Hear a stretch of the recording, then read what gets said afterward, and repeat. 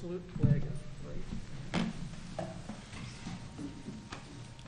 I pledge allegiance to the flag of the United States of America and to the republic for which it stands, one nation, under God, indivisible, with liberty and justice for all. All right, next up we have our board superintendent operating agreement operating norms. And I am up this month for reading them, so I'm going to read those here right now. Under the collaborative governance category, we have 4 items. One of them says members of the board and superintendent will work together in good faith as a team in the best interest of students, modeling a willingness to learn together. Board members will recognize and respect the superintendent's responsibility to manage the school district and to direct employees in district and school matters. Board members will give careful consideration, listening to all perspectives, to all issues brought to the board by individuals and district leadership. The board may only make decisions only at properly called meetings. Board members recognize that individual members have no authority to take individual action in policy or district and school administrative matters, unless so authorized by a board vote. Under the communication agreements, we have 3. Board members must follow the chain of responsibility and communicate directly with the superintendent when a question arises or a concern or complaint is voiced by a staff member, student, parent, or community member. Board members will endeavor to communicate directly with the superintendent or board chair prior to meetings of the board to address questions and or concerns about agenda items. Board members and the superintendent recognize that good answers often require preparation in advance of board meetings. When a board member and or the superintendent has an individual concern, he or she must communicate one-on-one with any member of the board superintendent team as appropriate. Thank you. Okay. Next up, we have our agenda review, and the agenda is published. We had a minor tweak today. Steve is not able to be here, so the financial report has been dropped for tonight. I would at this point accept the motion to approve the agenda as published. I move to approve the agenda as published. Second. It's been moved and seconded. Any further discussion? Okay, Debbie? Jonathan? Yes. Jennifer? Yes. I can't tell if Janet's promoted. Oh, you know what? Yes. Yes, I am. Yes. Tom? Aye. Aaron? Yes. Lori? Yes. And Owen? Yes. Thank you. All in favor? Thank you, Debbie. And next up, we have our consent agenda. The agenda is on board book, and I would accept a motion to approve the consent agenda as published on board book. So I move to approve the consent agenda as published. So moved. Second. Moved and seconded. Any discussion? All right, Debbie? Jonathan? Yes. Jennifer? Yes. Janet? Yes. Tom? Aye. Aaron? Yes. Lori? Yes. Owen? Yes. Thank you. All in favor? All right, very good. Do we have our student reps here? There we go. Yeah. Yes, you may.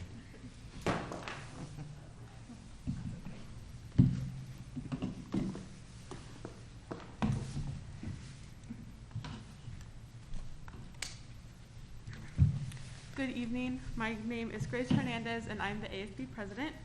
Hello, my name is Avery Lord, and I'm the junior class vice president. Tonight, we will be presenting recent events and accomplishments of our Silverton High School clubs, activities, and sports teams. So here's an update on our activities first. Our speech and debate team has begun to dive into virtual competition with notable final placings that have been taken for the freshman first years, Faith Klopfenstein and Cordelia Bay. We have sites set and a flurry of competitions in January and February. Our Silverton Masked Thespian Society has finished up their auditions for their upcoming play, Clue. The play has been cast and rehearsals are soon to begin for the show that will open on February 18th. Choir has been very busy lately. They have performed at multiple events, including the Kiwanis, the Grotto, the Oregon Gardens, and the Silverton Tree Lighting.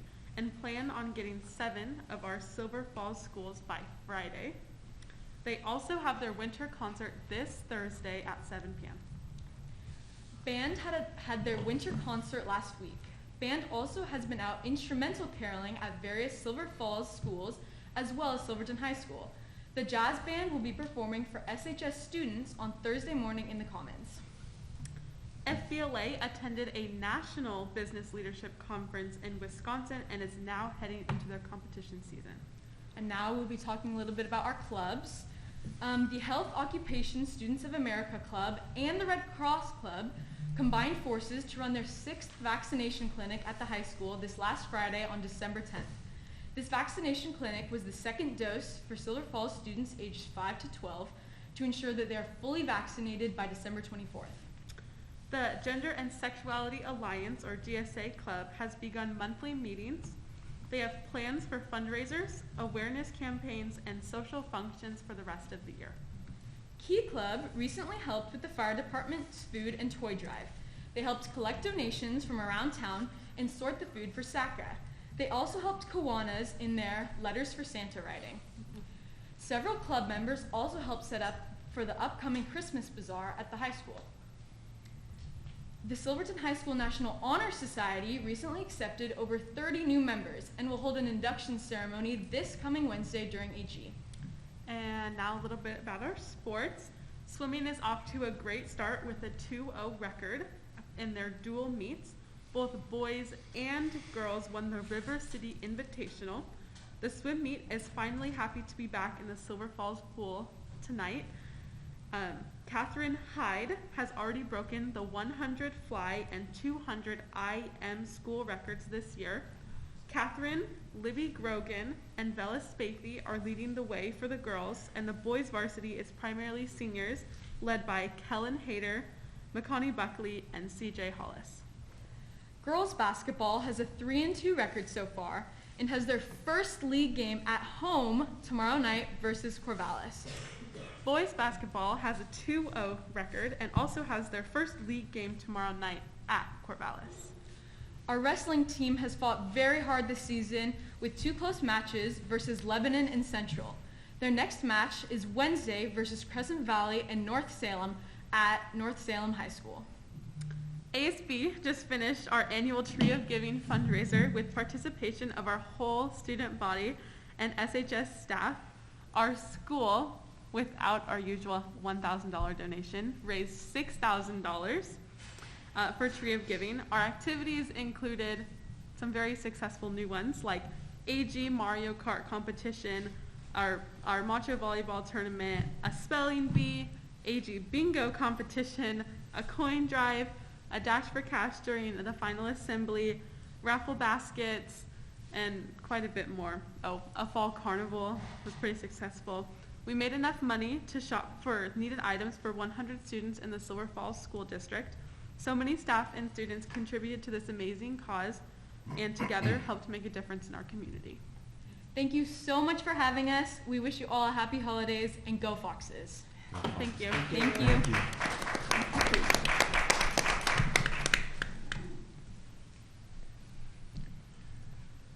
Okay, that brings us to item 7 on our agenda, the school principal report with Central Howell. Jonathan, Leslie Carsley is going to be arriving around 7:15. They're finishing up an event Okay. at Central Howell. Do we want to move forward with the next agenda item and then? I think we can circle back, so we could Okay. jump to our associations if they're ready. So SFEA would be up first.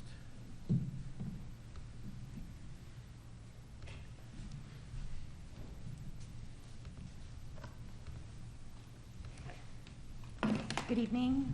My name is Suzanne Kassem. I am a math teacher here at Silverton High School, and I'm representing the SFEA tonight. I do have a couple of my math department members here with me today. I wanted to first begin by thanking the board and everyone who made it possible to give us back or to give us a work day the day after Veterans Day. It was amazing, and my Algebra 1 team, we have been writing new curriculum that is aligned to the standards Oregon has just adopted.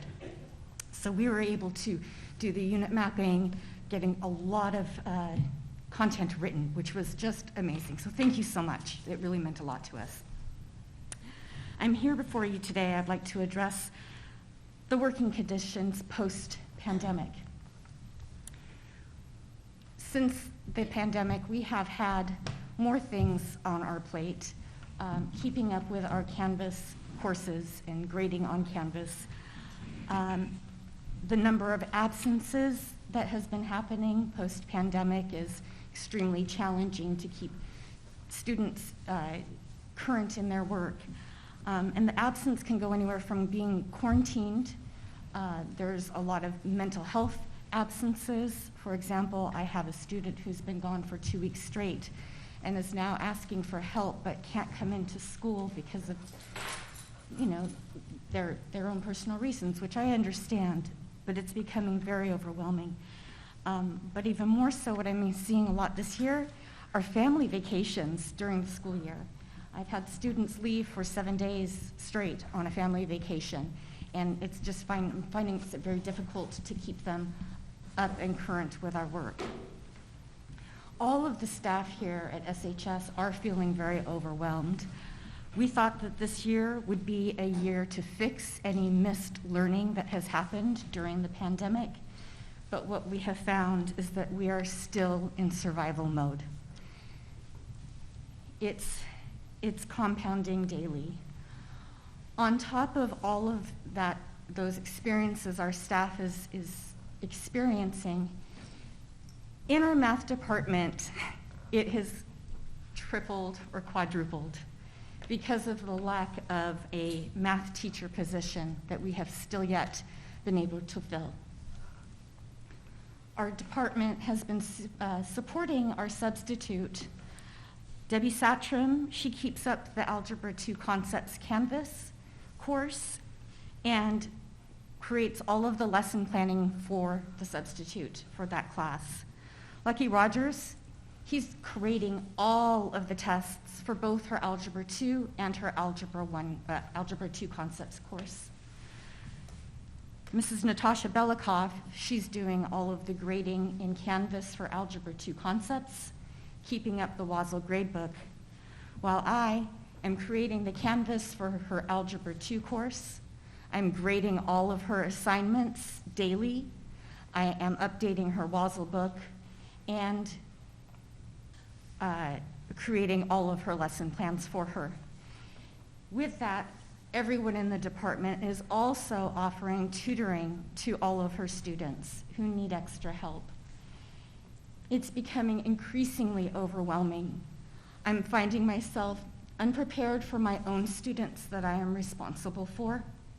It's causing me mental anxiety and physical ramifications as well.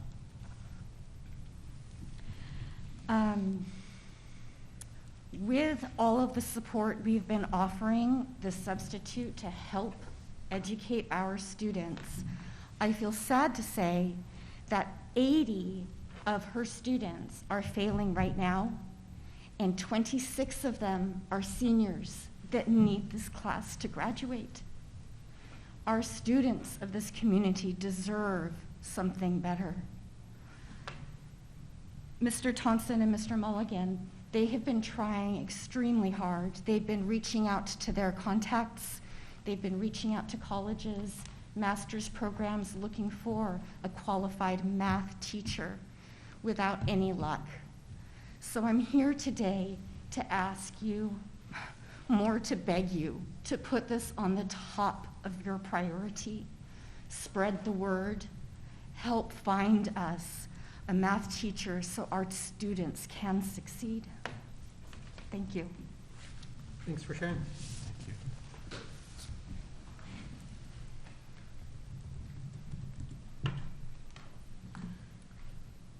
Okay, let's see, OSEA. Is Michelle online, or is she?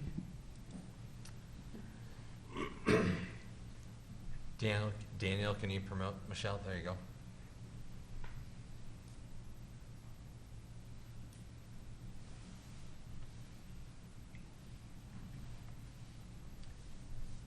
Hello. Hi, Michelle. Good evening, everyone. Hi there. First of all, we'd like to thank all the classified staff, licensed staff, and administrators for their constant hard work with educating and supporting our students at all levels. Whether it's academic, athletic, emotional, nutritional, the list goes on and on.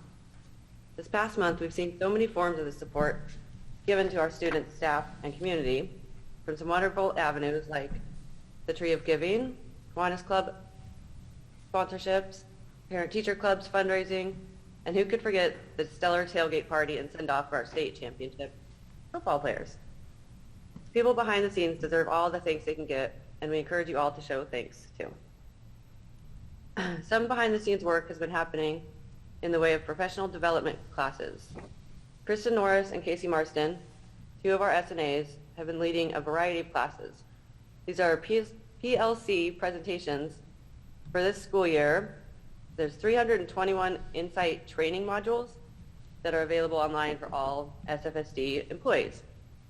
This is provided through our partnership with WESD. They've generally planned 1 or 2 topics in advance so they can hit issues that are current and valid each month. There we go. They're excited about what's been covered and the topics to come. They've been loving the opportunity to create presentations and train peers.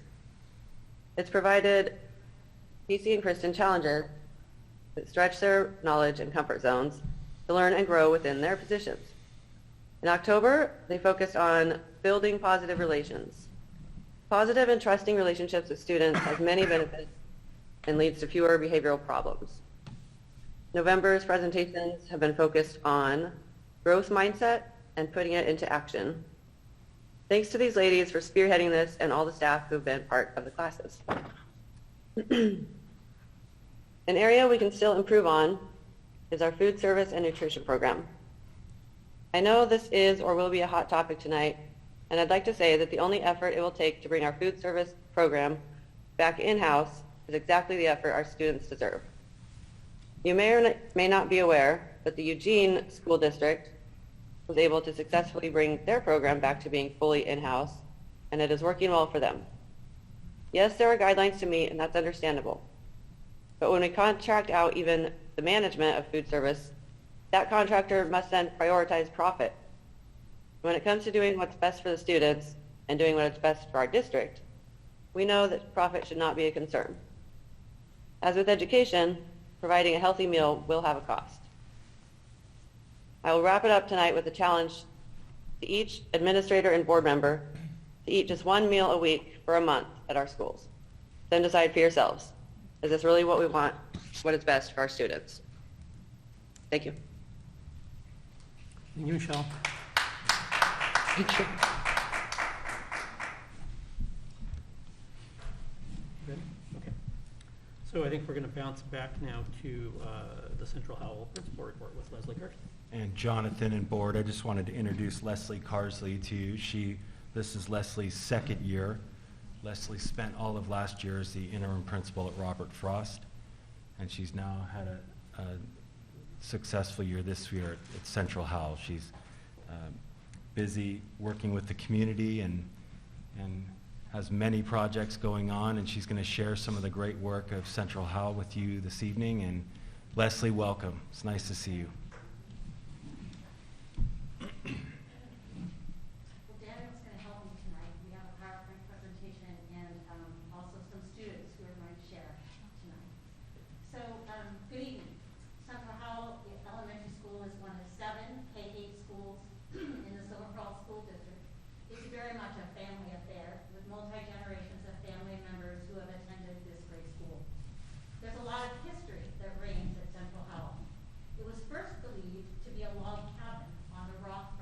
Across the street from its present location on Howell Prairie Road.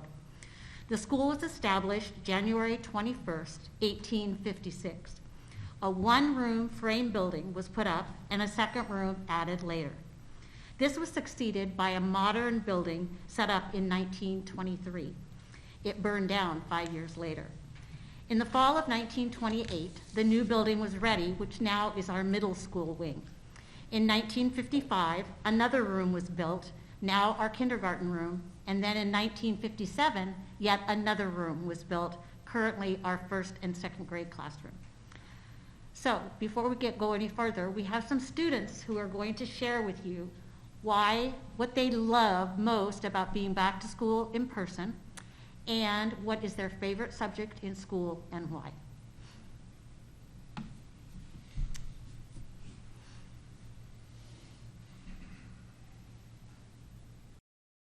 My name is Nora Piper.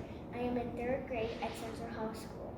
What's the best part about being back in school? The best part about being back in school is seeing my friends. What is your favorite subject in school? I like music, reading, and math, but PE is my favorite because I like burning off energy and playing games. Silver Falls School Board and Superintendent Drew. My name is Milani Lies. I'm a 6th grader from Central Howell Elementary School. The thing I love most about being back in school in person is that I get help and I don't need to struggle anymore. In online school, I was basically failing, and my computer didn't work most times, so I really couldn't do my work, and I just struggled. Now that I'm back in school, my grades are all back up, and plus I get to see my friends. Math is my favorite subject because Ms. Barth is a very good teacher. She explains things very well, and she just teaches what I like. Good evening, school board and superintendent. My name is Matthew Summers, and I'm at Central Howell Elementary School in 7th grade. My favorite part of being back in school is hanging out with my friends and seeing them all again. I love it when we can choose a certain topic to learn about and choose all the different things in a project. My favorite subject is social studies because I can learn about ancient Greece and all the different cultures and battles they've been through. I love it when I can learn all the new things about ancient civilizations and all the different series and trials they've been through. It's better than being back on the screen because when I was during online school, I was stuck with my grades being at its all-time low, and I couldn't finish my grade without shooting. Keep going. You couldn't finish my grades. I didn't have good grades because I was stressed and didn't know if I should ask help. Good evening, Silver Falls School Board and Superintendent Drew. My name is Ella Kinsey and I'm an 8th grader at Central Howell Elementary. What I have enjoyed most about being back in school is being with my teachers. It is much easier to learn and get help that I need when I'm in person, like more one-on-one. Also, being with my friends that I haven't seen in a while has been great. We all want to be safe, and school is a great place for us to stay safe from COVID. Science is my favorite class because it's more hands-on with learning, and there's more fun assignments. English is a subject that I appreciate very much, though. You can learn about ways to connect with people through writing and reading, and I think it is very important to be taught. Good evening, Silver Falls School Board and Superintendent Drew. My name is Brooklyn Hamburger, and I'm a 5th grader at Central Howell. Here are a few things I like about being back at school. I like being able to ask questions and have discussions with other students. Working together in groups with friends is another thing we did not get to do last year. I also love being able to do fun activities like band. My favorite subject is math. I like math because it is not too hard and it is not too easy. If schoolwork was too easy, then school would be boring. If schoolwork is too hard, then school wouldn't be much fun either. I think I'll like this year a lot better than last year, just because this year feels a lot more normal.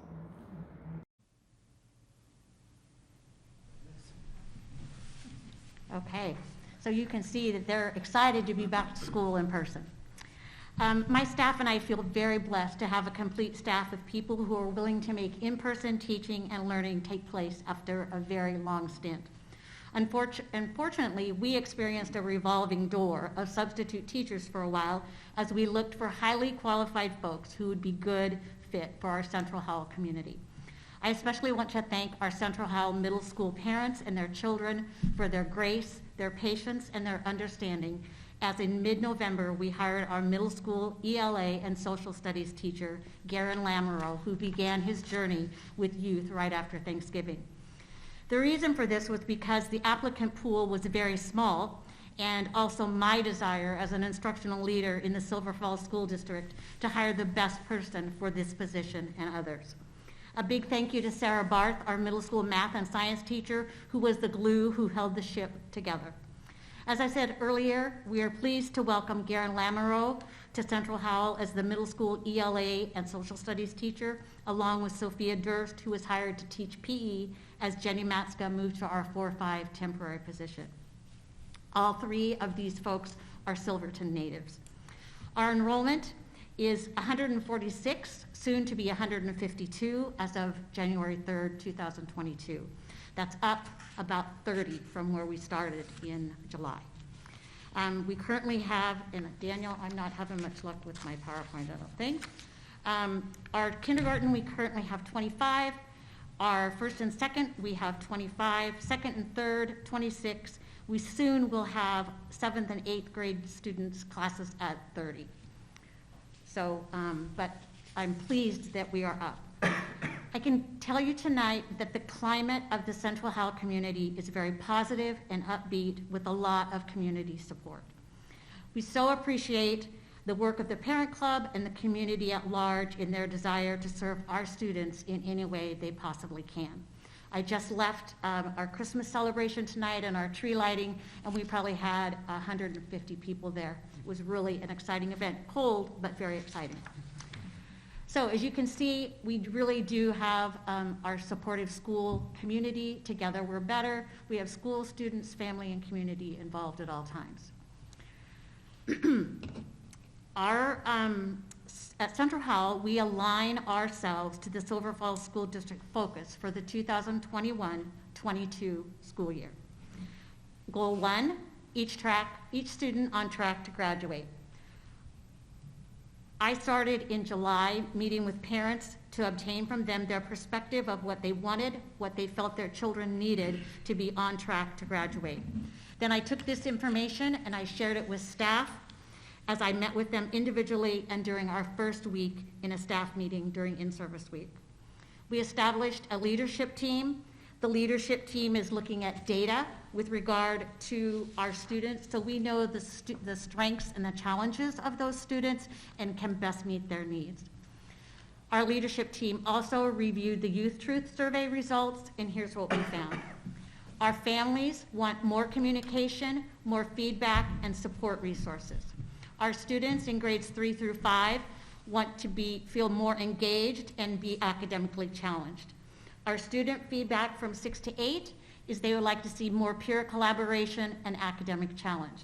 So from this, you can see that I'm working on communication with families on a consistent basis, and I'm working with our teachers on having more engaging activities and academic challenge.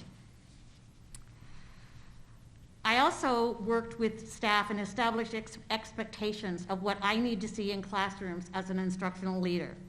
Learning targets posted so that students know what they're responsible for learning, engagement, students working harder than their teachers. We also, on October 8th, we had an in-service entitled Building a Culture of Better to Great. We shared some dyslexic information as we have several students who are very impacted by dyslexia, and also the need for academic rigor to reign at Central Howell. Middle school band opportunity. I met with parents who were interested in their students participating in middle school band, worked with Tyler Miller, the Silverton Middle School band director, to see if this would be a possibility. Currently, we have 6 students who go to middle school or beginning band, and 3 who are part of symphonic band, and transportation is provided for those students by Durham. We also met with our special ed staff on a day, and we did IEP file reviews with all classroom teachers. The counselor, LRC, speech, and principal were there, and this was really important so that we could ensure that our teachers have a good understanding of who will be supporting them, what his or her special education identification is, and do they receive pull-out or push-in services, and what subject areas are their strengths and their challenges of each student, and the accommodations, modifications that need to be continued in those classrooms. I gave an informational reading inventory to all middle school students to assist teachers in knowing the reading level and fluency level. A San Diego Quick to our 1 and 2 classrooms, as well as reading fluency assessments. And then the biggie is engaging staff consistently in discussion about high quality instruction at students' rate and level while following our projection map. Goal 2, this shows some engagement activities. Sarah Barth had a middle school science fair, and students exhibited a mock scenario or a small display of real-world environmental problems, and they then researched what educational skills and jobs they would need if they choose these career fields in the future. Here are some pictures of our future engineers. Goal 2, each student has the SEL to navigate, social emotional learning. We implemented a character counts program. Monthly character traits are identified, and each month the specific character trait is focused on during our social emotional learning time, most often during the first 15 to 20 minutes of the school day. Signs are posted throughout the school reinforcing the monthly character trait, and at the end of each month the classroom teacher selects 1 or 2 students who have consistently demonstrated that character trait, and we have a monthly character counts assembly where we join together in the gym as a Central Howell student body. We talk about that specific trait, and students are called on to share what they've learned, and then parents of the student recipients are invited to attend. Each person then receives a certificate and a package of Starburst because the stars are bursting with appreciation for all that they have done. Goal 3, our facility reflects the love and respect for our students. Our Central Howell Parent Club had a fall cleanup, and then we requested that the bus turnaround be graded and graveled, so thanks to Lauren Stanley for making sure that that happened. We changed the way we do parent pickup and drop off of students for the safety of all involved, and this involved bus drop off and pickup of students as well. And then you can see we have a new place where we drop students off, and then we have the large tent that was very appreciative tonight, so that our middle school students have a place to eat breakfast and lunch while still being socially distanced. So we have some areas that we're going to continue growth, focusing on guaranteed and viable curriculum, holding staff accountable for best practices regarding teaching and learning, continued PLC work, designing our school goals based on our youth truth data, focusing on reading instruction, assessment, and quality instruction. We're looking to structure and organize a book room where teachers can go and get leveled readers for students at their independent reading level, and other tasks to be determined as we move forward with our school goals.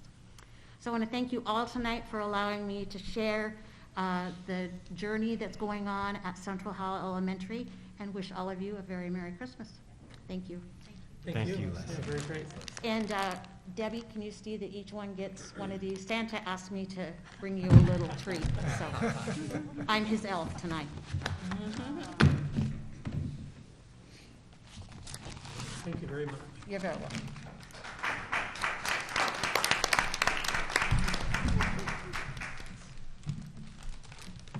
All right, that brings us to our first public comment. I will read the introductory statement and think about if you're going to plan to come up, to be sure to remember to state your name, your address, and your relationship to the district. Okay. We're glad you're here and welcome you to address the board at this time with your ideas, concerns, or compliments. If you wish to speak, please raise your hand to be recognized by me. If you are attending remotely, please let Debbie Valoff know, or put your request in the chat feature of Zoom, or you can raise your hand, I believe, now on Zoom and get noticed that way. Before beginning your comment, please provide, again, for the record, your name, address, relationship to the district, and the subject of your comment. In order to ensure equity among speakers, remarks are limited to 3 minutes per individual. If a group of 3 or more wishes to appoint a representative, the comment time will be extended to 5 minutes. If that is the case, please state so when you come up. A second public comment period will occur later in the agenda that is specific to the discussion and action items of this meeting. Please be aware that the board's role during public comment is to listen. Rarely will members of the public receive an immediate response to their questions or comments. Finally, the board will not hear complaints against individual district staff or board members during the public comment period. Remember that we all model the way for our students. We ask that you share your thoughts respectfully and in accordance with the board's decorum policy. Thank you. So if somebody here would like to come up, I will start there, and we'll kind of round robin with people on Zoom as necessary.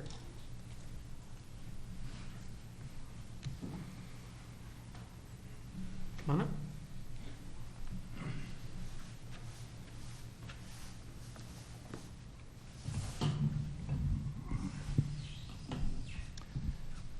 My name's Art Highland. I live out on Aberfoyle Northeast Road, or Road Northeast.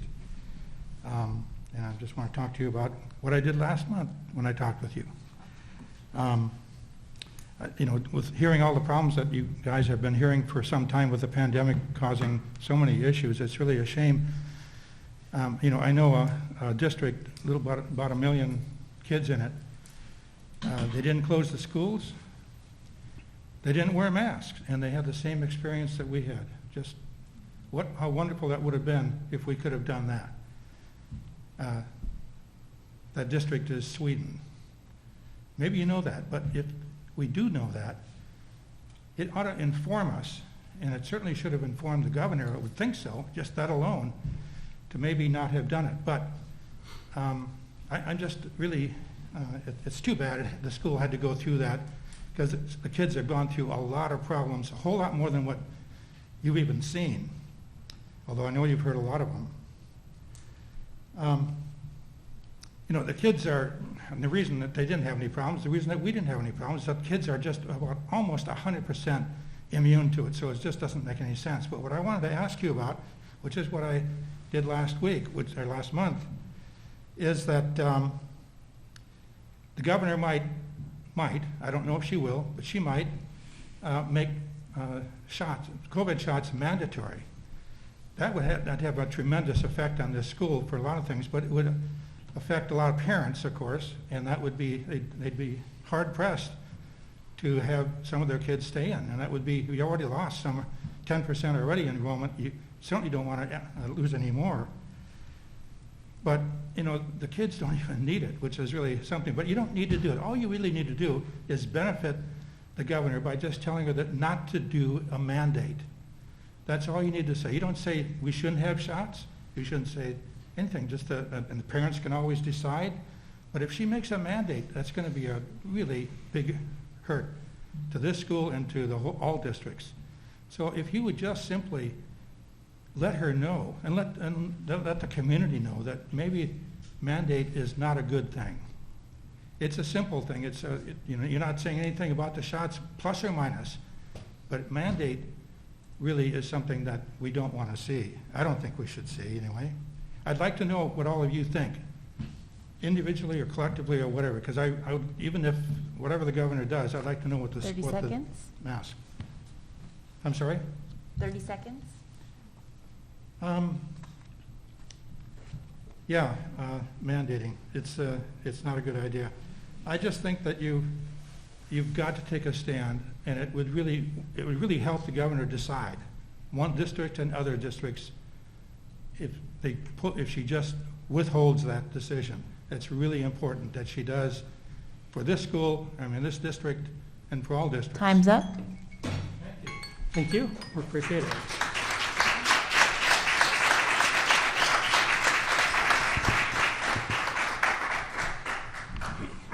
Do we have somebody queued up on Zoom? Anybody? We have no one online. Nobody. Anybody else in the audience wish to address the board tonight? Come on up.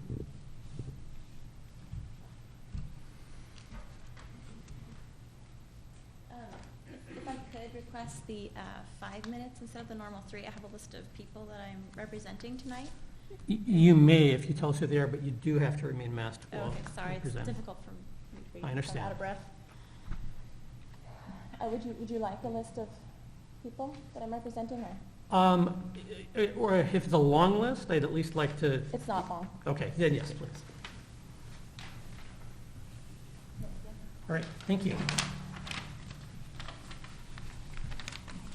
So I wanted to speak this evening about the current masking regulations for students. The first question one has to ask in regards to such a policy is, does it work?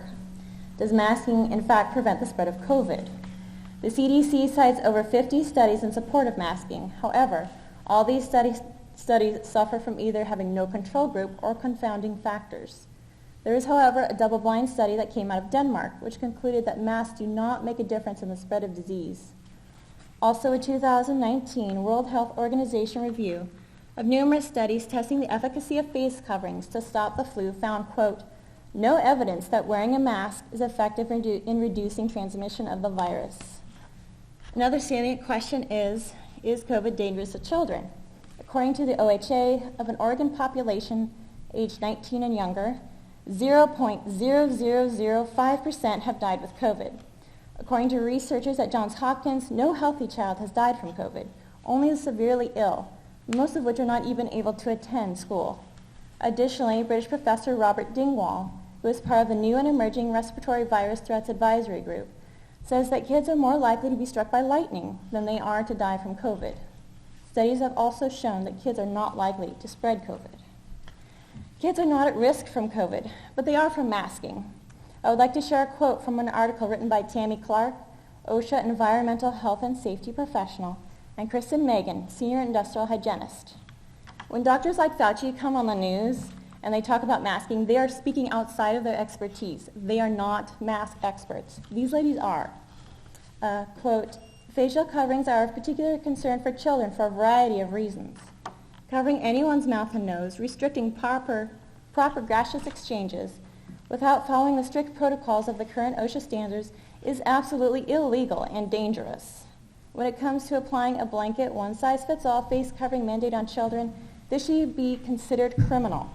It is nothing less than child abuse to restrict a child's normal breath, causing many well-known medical issues such as hypoxia, hypercapnia, headache, fatigue, irritability, difficulty focusing, increased infection rates due to bacterial infection in the mouth and on the skin, increased infection rates due to trapped and rebreathing of waste gases, and increased viral load, and many, many more known documented health hazards of prolonged mask wearing, unquote.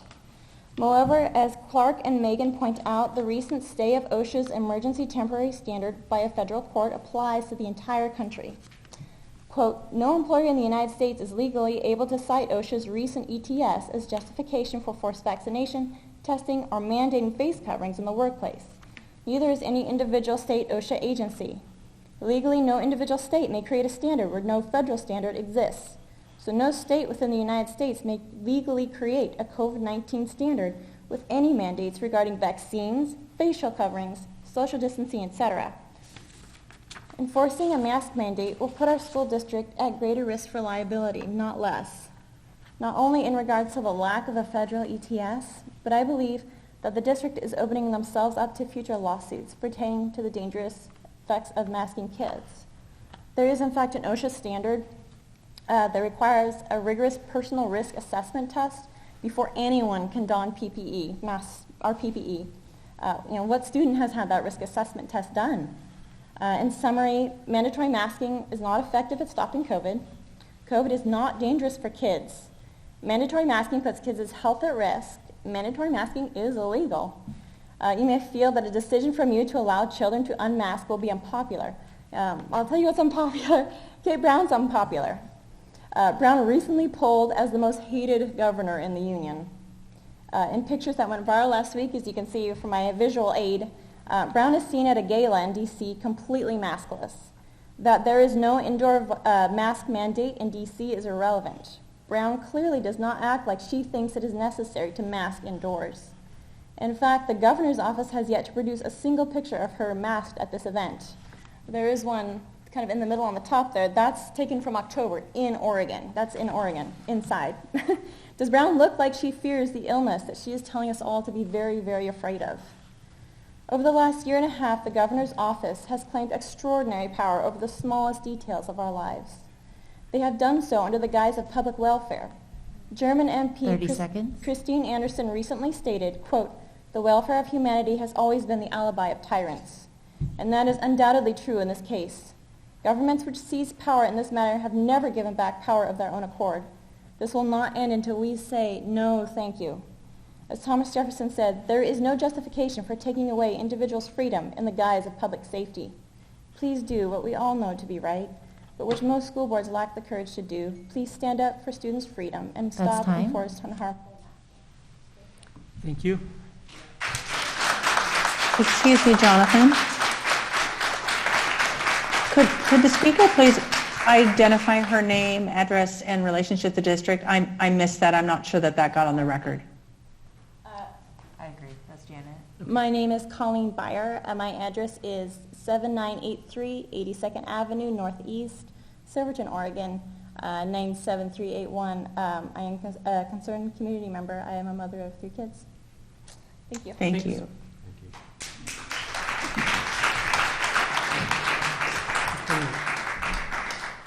Dan, do we have anybody with their hands up? Yeah, we have Eliza. Okay, why don't we go ahead and do one on Zoom, and then we'll round robin back and forth.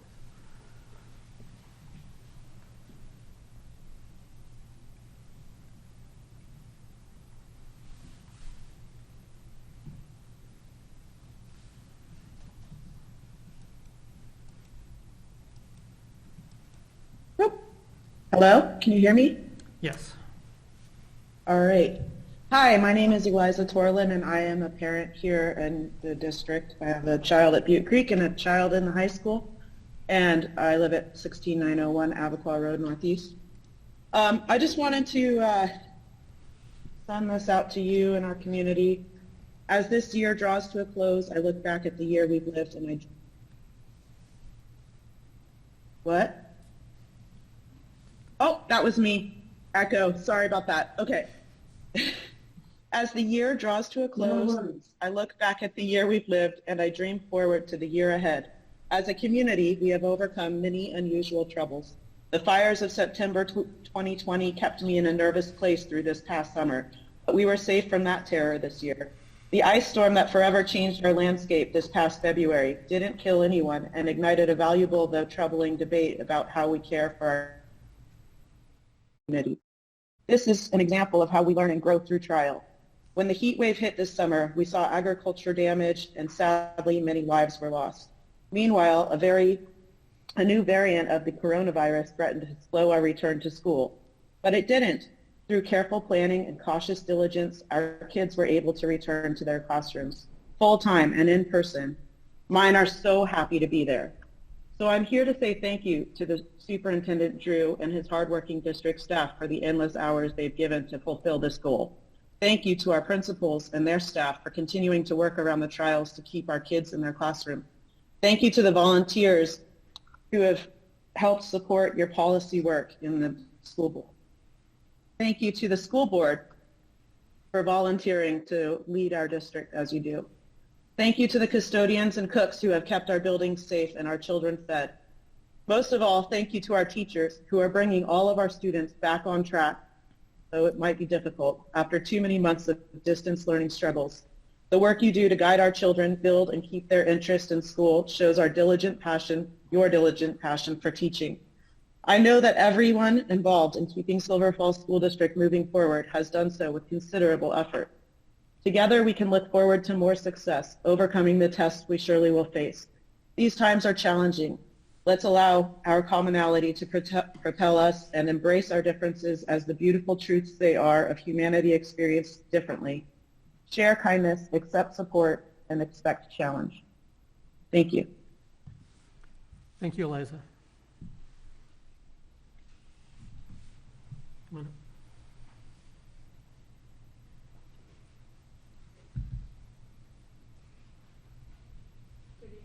For having this meeting. Thank you everybody for coming. My name is Peggy Hard. I live at 706 Hicks Street. I'm just a member of the community. And I come representing myself and many people in my acquaintance and offer you support for the decisions you've made. I stayed last month to the end of the meeting and heard that you had already, amongst yourselves, come to an agreement that agreed with the first man that vaccines should not be mandatory. That's already the policy of the district.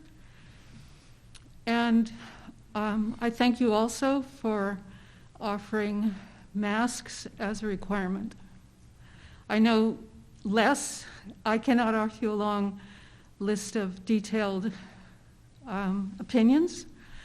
The example that comes to mind in this instance is that of Arkansas, I believe, where it was allowed, the counties were allowed to make a decision about mask mandates. And after several months, the conclusion in the health of the people, the hospital visits, the caseloads, that masks proved to be very effective indeed.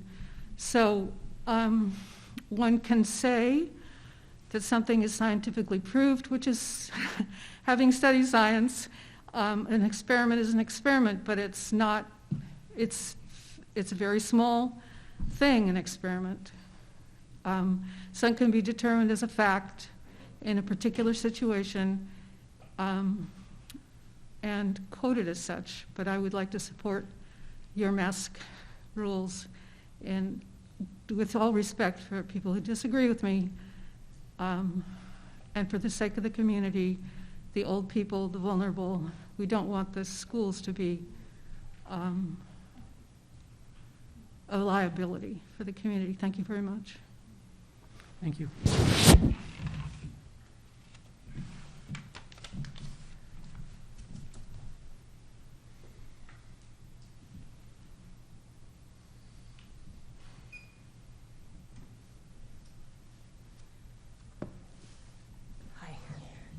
My name is Paige Hawk. I live at 643 Eureka Avenue in Silverton. I have 2 high school students that come to the school. What you have and what I have in my hand in front of me is not a bomb. It beeped, sorry.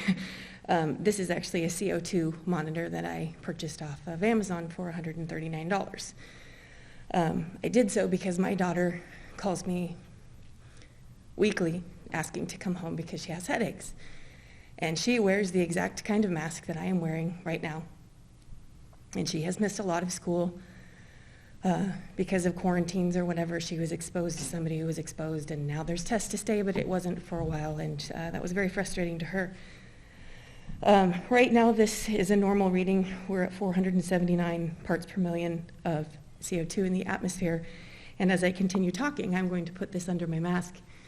And when it reaches 2,000, it's going to start beeping, which is an unhealthy level. Any home that has a CO2 monitor will start beeping at 2,000 also. My daughter walks up and down these stairs in this school probably 4 to 5 times a day. She goes upstairs, downstairs, upstairs, downstairs. And although both my children are fairly quiet in class, they don't participate eagerly. They're pretty quiet kids. I felt like it was my duty to speak on their behalf because they won't take it off. They won't lower it. They don't want to get in trouble. They won't wear something breathable. And I'm scared for them because they reach these toxic levels every day very quickly. And it's disturbing to me. And as you can tell, it's already reached there, and I haven't been talking that long. And I even have a little gap here where it's leaking out. But I just wanted to set an example for my kids to have a voice when you think something isn't right. Prove your point, say what you have to say, and hope somebody listens. And I hope you guys are listening, because this is very scary to have my kids be doing this on the daily for 8 hours a day. And I will pull this out and hit pause so you can see where the levels are at after this short amount of time. We are at 6,718 parts per million in just a matter of minutes, which is very toxic and very unhealthy. And that's all I have to say. Thank you.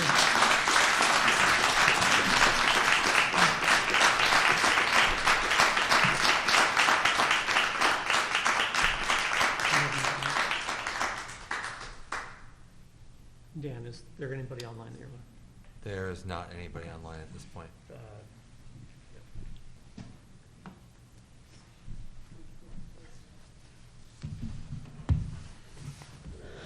My name is Margaret Highland, and I am a citizen of Silverton. And I just would like to mention that what Colleen read from is from this article, about 10 pages long, which I emailed to all of you this morning, or this afternoon. It is from a OSHA industrial hygienist whose job is to study safety procedures, mask protocols,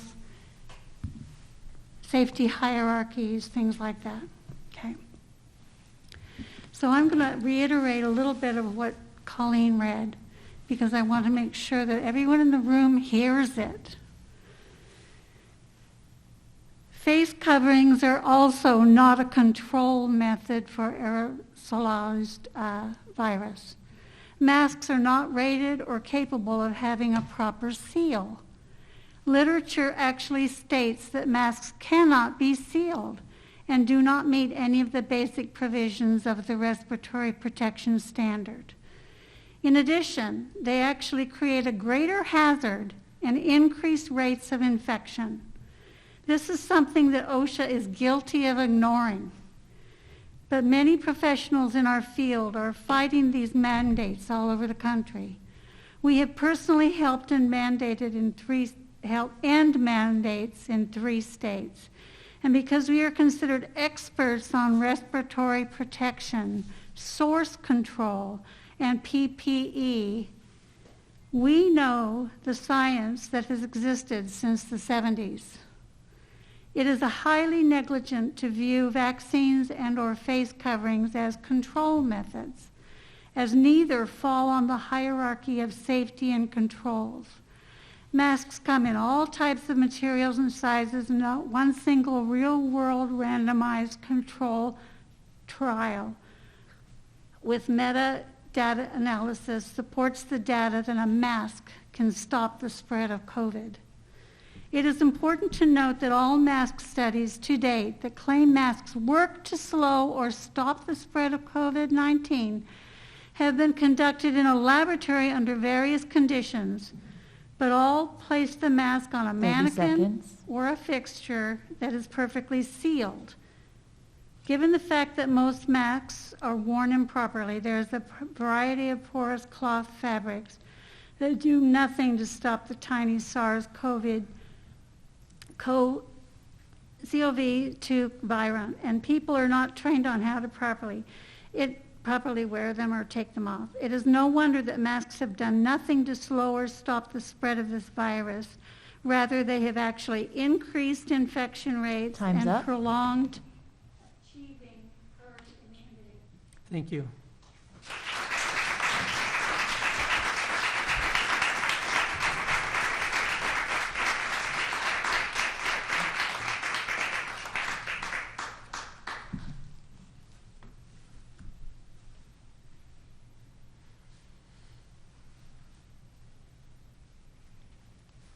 Good evening. My name's Melissa McEwen. I live on Steelhammer. I was not planning on speaking, and I'm only here as a concerned parent. I have 3 kids who all attend Mark Twain. They're 6 years old, 2 are 6 years old, and I have a 9-year-old. In the past quarter, I have had 2 kids coming home with skin infections on their face from wearing masks.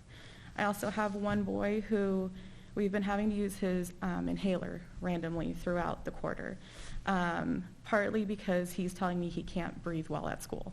He'll come home, his voice is raspy, his mask is disgusting. It's just not, yeah. I have 1 this last week who was in the office with a headache, and I just keep seeing these things as they come home each day. Not each day, but more often than I would think would be appropriate for 1st graders and a 4th grader. My older son, who's 9, he came home a couple times in the fall, and specifically like September and October, and told me that he had overheated at school. And of course, he didn't use this word. He said he got to the point where he was playing, and he had to step 6 feet away, which we've told him if you need to take your mask off, please just step away from your peers. So he did that, and as he did that, an adult, told him to put his mask back on as he's hyperventilating at school. This happened twice before he told his dad and I.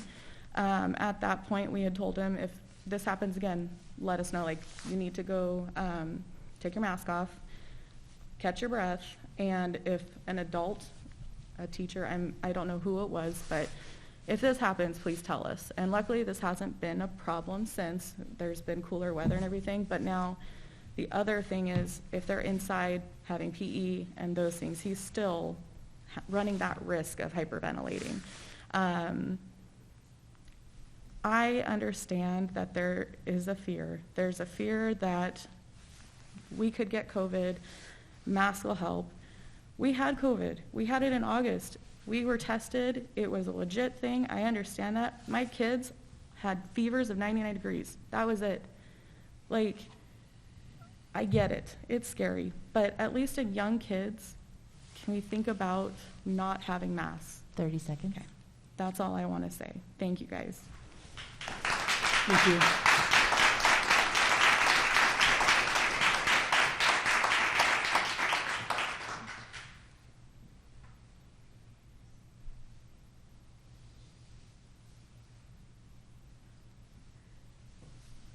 Hi, my name is Brianna Davis.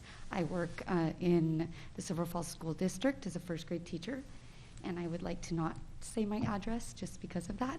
I live in Silverton. I did not plan to speak. After hearing some of these stories, I just wanted to tell you some true things that I've experienced in my classroom with students. So currently, I have had 5 kids with sores on their faces. One individual is so terrible. It has been going on for about a month and a half. It's raw on the sides of his mouth and chin. Let me just tell you what these masks look like. They are soaking wet. When we were wearing them outside, they had to keep them on, and they were soaking wet from them running and playing and breathing heavily.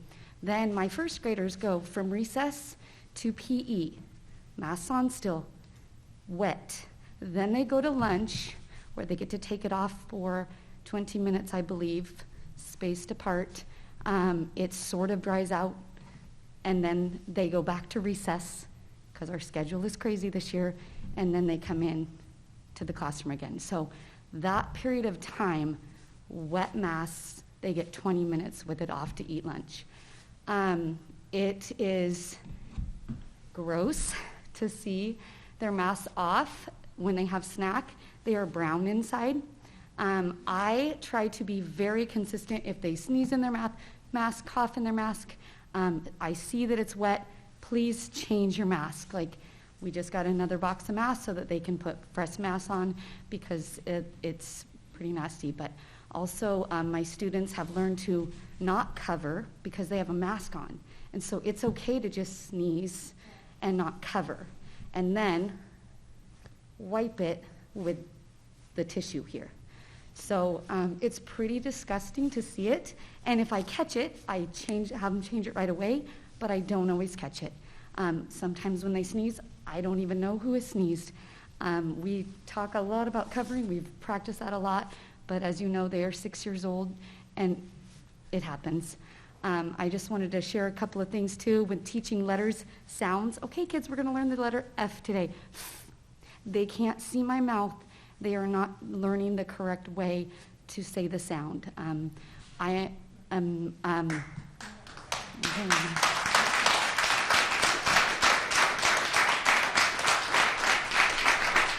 Thank you.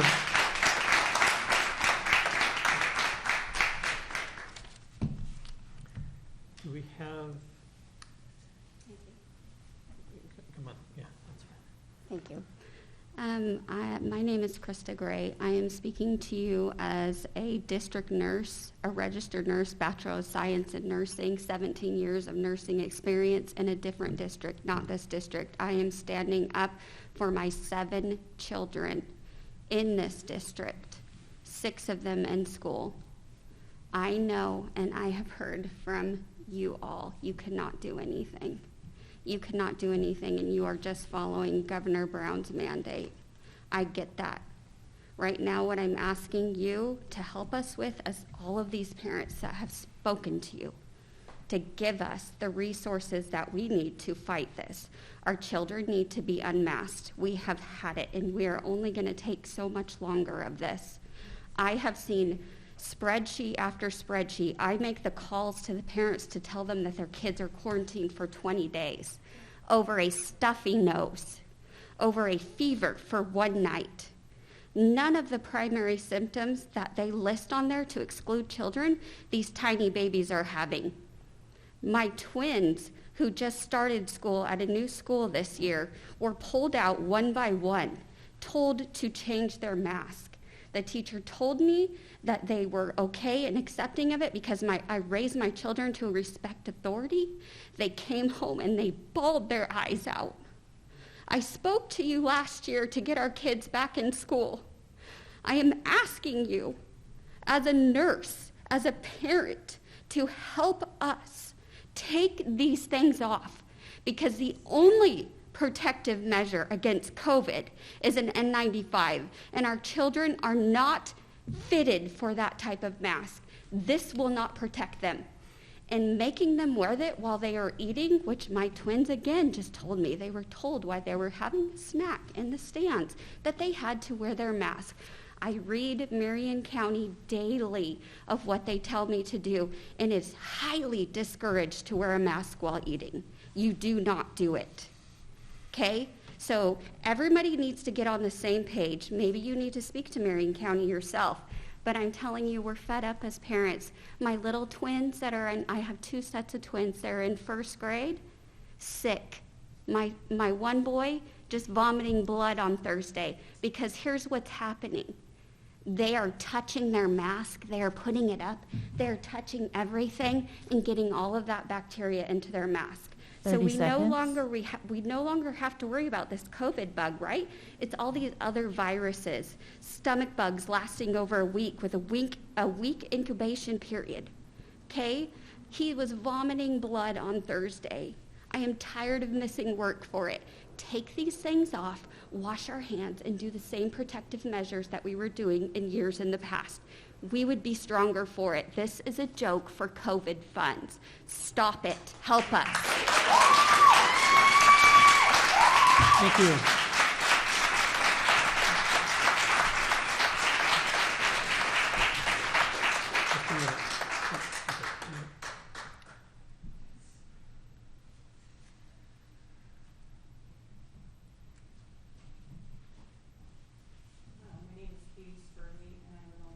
Here in Silverton. I, as well, was not planning to speak, and I won't probably take 2 minutes, or maybe I will, I don't know. I actually really just want to address the parents that are here that are clapping more than I want to address the board, because I want you guys all to know that the way out of this is to take your kids out of school, which is what I did. I took my kids out of the public school system. My kids, I have my daughter in private school, and my son finished his diploma online early. He got robbed of most of his high school year. The benefit is that he was able to get a really excellent job, and he is now 18 years old and a mechanic, and he's making more than minimum wage doing so, and he will probably be going early into an apprentice program. My daughter's in a private school without incident, not a single mask in the joint. It's like normal. She probably won't ever come back to Silverton High School, and this is what we need to do.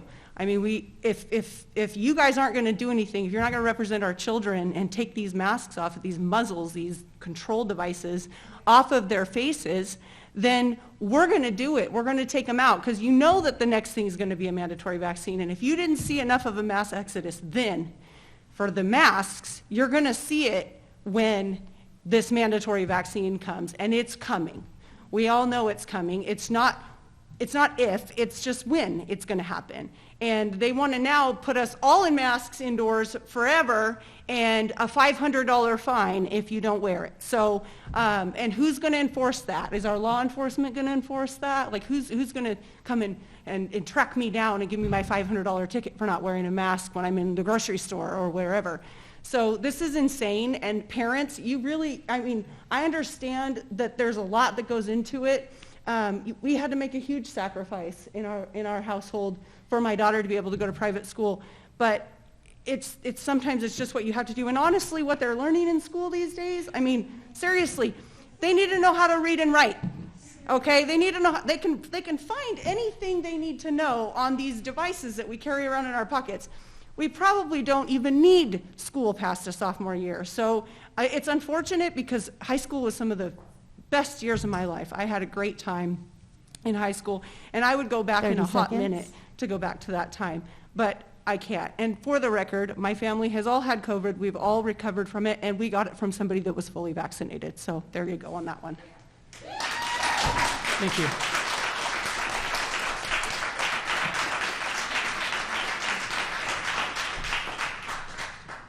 Anybody online? I'm just keeping check-in before I... Nope. Okay, come on.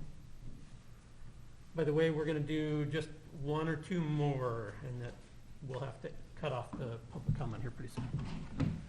Good evening. My name is Barb Rivoli, and I live in Silverton. And my kids used to go to the schools they have since graduated. And my interest is, well, I used to also volunteer a lot in the school, and my interest was at one time to continue to do that, but I don't want to be a part of this charade anymore.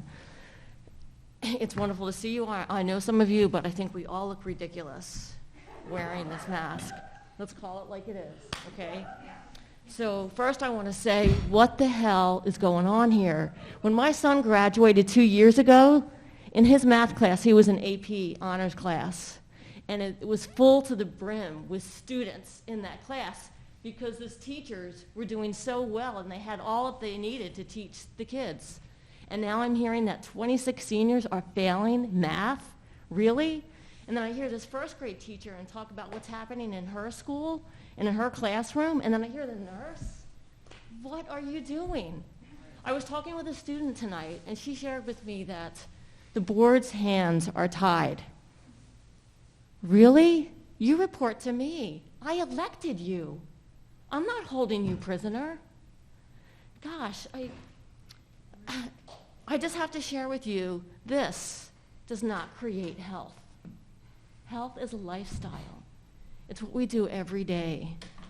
You know, when I was 14 years old, some of you will remember this, I watched the movie Jaws.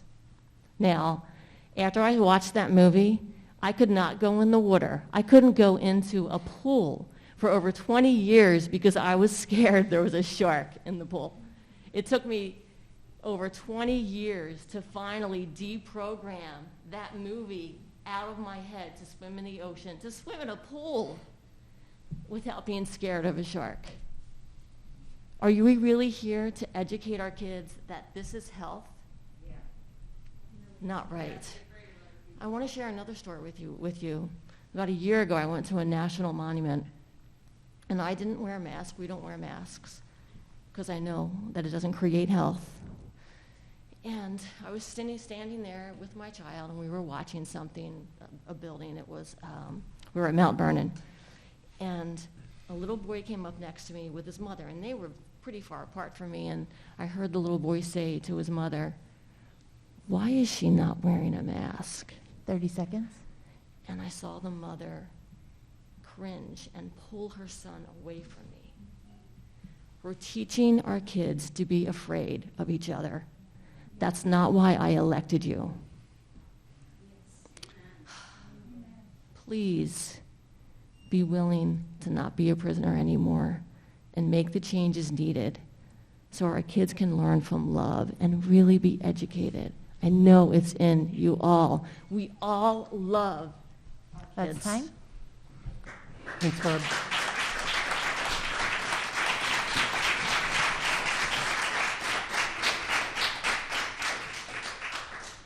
All right, maybe one more if anybody else is looking to speak. Otherwise, we'll end public comment here. Okay. Nobody's online? Just checking. All right. Jonathan, just real quick, I know now that's not the time to do, because we just came out of a public comment here, but, you know, if we do want to have some discussion based on maybe what we heard tonight or some of these issues, I'm willing to make a motion to add a discussion item to our discussion time later on in our meeting, just to kind of debrief on some of these items. So I'm willing to make. I'm making a motion right now to add a discussion item to our discussion list tonight. What is the topic? I think would be just a discussion on for us to debrief on some of the items that and subject we heard tonight from our public comment. Can you be more specific? Yes, I think in terms of what our role and responsibility as a board could be as a potential response to the ODE and to the governor. I think I know what you're saying. Sorry if it's choppy. Yeah, it's a little vague, so I'm just trying to make sure we've got a clear. Yeah. So based on what we've heard tonight, I'd like to add a discussion item for our discussion time to have a discussion as us as a board to be what we could do as a board in response to the ODE and to the governor based on what we've heard tonight on some of the masking and potential fears from our public. So you're talking about, sorry, well, now we're talking about it. So, okay, so moved. I think we've got that close enough. Yeah, I don't want to be inappropriate and put it in the wrong spot here, but I just want to add throw it out there to make a motion to add a discussion item. Thank you. Yeah. I will second Aaron's motion. Okay, moved and seconded. So, a couple of thoughts. One, I'm going to ask clarifying questions since it's been moved and seconded. So, are you wanting to talk about what's in our control and out of our control? Yes. So, what's in control and what's out of control, and what our potential response could be to the OD and the government. Okay. Any other discussion on the motion? Questions? I move to amend the motion to put on the agenda to discuss the roles and responsibilities of the board regarding mask rules for the next meeting. Okay, so motion was to talk about it tonight. Jennifer's asking if we would consider, I think, talking about it in the January. I think I think there's a misunderstanding. I'm not saying for our board of our board roles and responsibilities with regard to masks. I'm saying what a response could be to what we'd heard tonight. Or are you suggesting just pushing it to the next meeting? That's all I'm saying. Okay, sorry. Anybody else have any comments or discussion on this before we cast a vote on it? I'd like to debrief on it a bit tonight, so I'd like to just talk about it tonight, and then maybe we'll have a better thing to talk about at our next meeting, but I think a quick debrief is the way to go. So, yeah, I'd like to talk about it tonight. Anybody else? My thinking is basically twofold. There is something that I think ought to be said regarding masks tonight. Basically there's been a lot of commentary about how what is and isn't in our control, right? I think there are some things that would be helpful if said. Having said that, I also think if we're going to go into any kind of detailed conversation about basically what responses we ought to have, in fairness to everybody else on the board, we ought to make sure that that conversation occurs when everybody's had a chance to think about it prior to the meeting. So those are kind of where I'm at. It's kind of a split thing, but I'm trying to discern, Aaron, from that original motion where this is going. So I would agree with Jonathan. I think that was well stated, Mr. Chair. Okay. I would like more time to reflect on personally. Yeah, okay, so I think in my role as chair, I guess I would help moderate where we end up going anyway during a discussion, but if I understand you right, I think I'm clear, so we could certainly, anybody else before we proceed to a vote? Is Janet gonna have a chance to weigh in? Yeah, I'm listening carefully, and I agree with Jonathan too. If we can define clearly the parameters of what our discussion might be tonight, at the risk that it sort of gets away from us when it wasn't planned and we're not really prepared with all of the information that we might need. If we can define those parameters, I would be happy to give my colleagues an opportunity to debrief, as Erin says. If there's going to be a broader discussion about really what our roles and responsibilities and authority is as a board and an in-depth discussion, I would prefer to postpone that. So I'm willing to certainly accommodate a discussion tonight if my colleagues feel that that's important, but I do want to do so cautiously. Thank you. Does that? Yeah, as do I with my original motion. Okay. I don't want to jump the gun on a major, I'm not insinuating a major discussion here. I'm just saying, even as Tom said, a place or just a quick debrief, and to your point, what you made as a clarifier, I agree with. Okay, thank you. Any further discussion? I still don't know what the quick debrief, what's the outcome? What's our target? What's our goal? I feel, are we talking about it now then, or? No, I guess I'm just not clear of the parameters of the discussion, and I would prefer to know the parameters before entering into the discussion. Go ahead. I think we're going to talk about should we have a more stronger response to our COVID mask policies. We've been doing this for 2 years. I think we all have an opinion on it.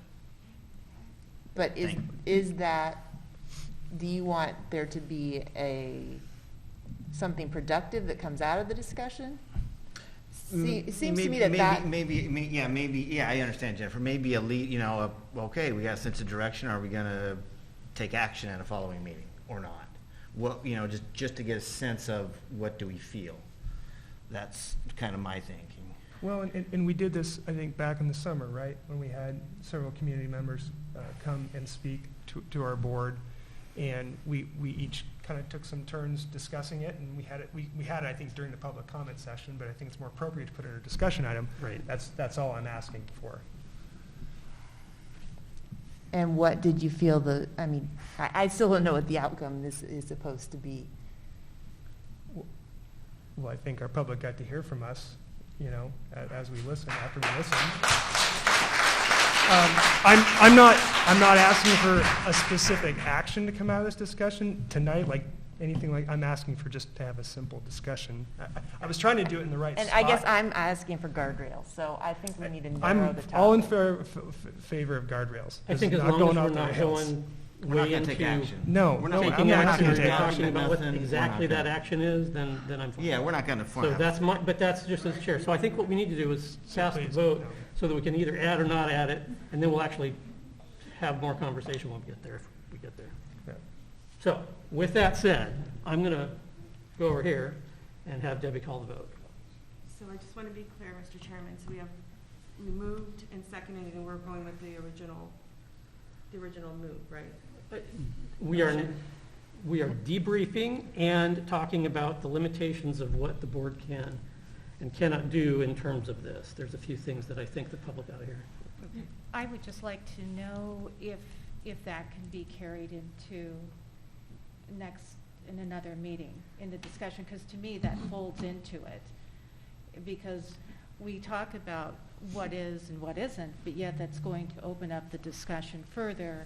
But then we have to put the guardrails on and cut it off. I would rather just have an opportunity where it could be potentially discussed as a whole rather than fragments, if that makes sense. Yeah, I understand the frustration, and I think it depends on where it goes, but I get what you're saying.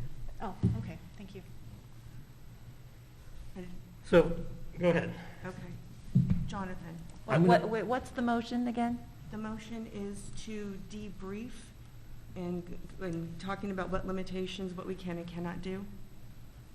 Is that correct, Director Cook? Yeah, that's kind of how as Jonathan amended it to, yes. Yeah, I guess with my amendment, that's what it would read. Okay. You good? Okay. Ready for the Yes. vote? All right, I'll vote yes. Yes. Jennifer? Yes.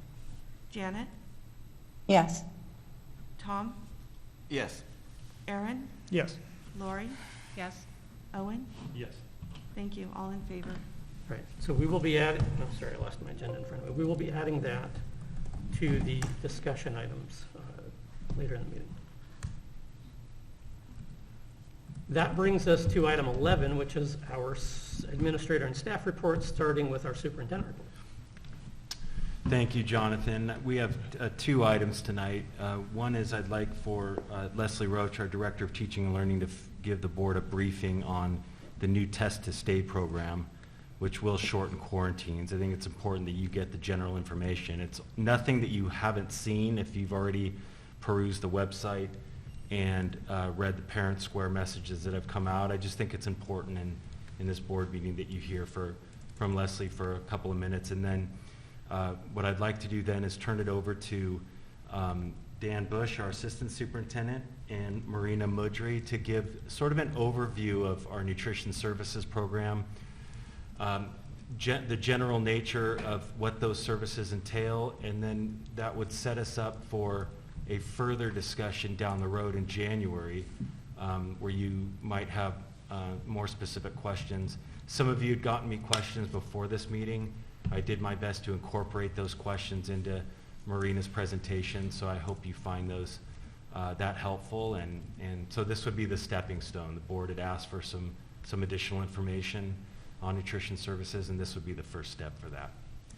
So having said that, Leslie Roach, I'll go ahead and turn it over to you. Good evening. So we have begun our Test to Stay protocol that the Oregon Department of Education has rolled out in partnership with the Oregon Health Authority. All of this information has been put out in Parent Square. It's on ODE's website and our website, so please check there for references. So the Test to Stay protocol applies to students who are exposed to COVID during the school day. Parents must sign a consent form in order for their child to participate in the Test to Stay program.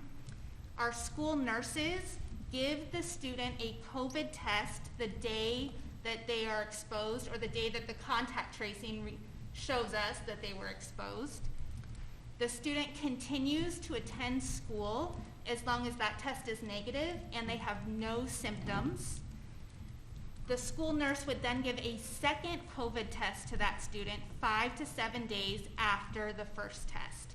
And if that test is negative and they have no symptoms, they continue at school and they do not quarantine at all. If at any time they develop symptoms or the test is positive, then they would quarantine in following the Marion County Health guidance. So each of these cases is very individualized. Our school nurses work with the Marion County Health Department for all of this. So again, it's all on our website. It went out in Parent Square previously, and if you have questions, you can reference all of those documents. So it's live now, is that what you're saying? It is live now. Yeah. We have students currently, attending school in the Test to Stay program. Great. Great. Right. I'm going to have Dan Bush and Marina Mudry are going to address the board about here. And sure. Marina has a PowerPoint she's prepared as well. Yeah.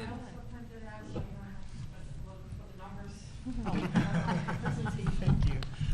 And Daniel, can you share the screen of the presentation, please? Thank you. Thanks, Marina. Thank you. Yeah, I know. I was at work. I'm sorry. Thank you.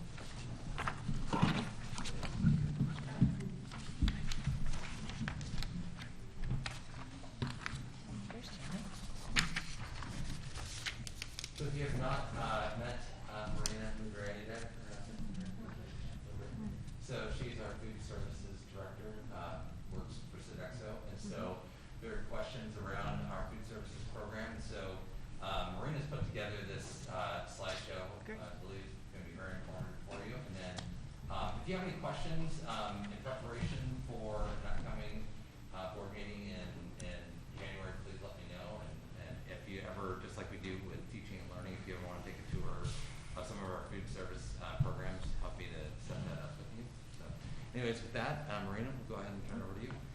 Good evening. Thank you so much for letting me speak. Before I start my presentation, first I want to give a big shout out to my kitchen staff who's been working really hard this school year.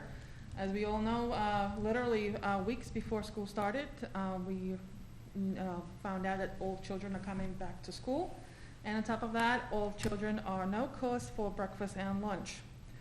So in my presentation, I will talk about numbers and how dramatically it changed from previous years to now. A little history about National School Lunch Program. We have a lot of abbreviations. Dan is really good at remembering them. So National School Lunch Program, NSLP, is federally assisted meal program operating in public and nonprofit private schools and residential child care institution. It provides nutritionally balanced, low-cost, or free lunches to children each school day. The program was established under the National School Lunch Act signed by President Harry Truman in 1946. In terms of the funds, I put some numbers together. Our district receives every year funding from the government, and those funds are based on how many free and reduced students we have in our district. So this year we received $78,000 in federal government. Out of that money, we also got $14,000 that we use from Department of Defense to purchase fresh produce and fruits.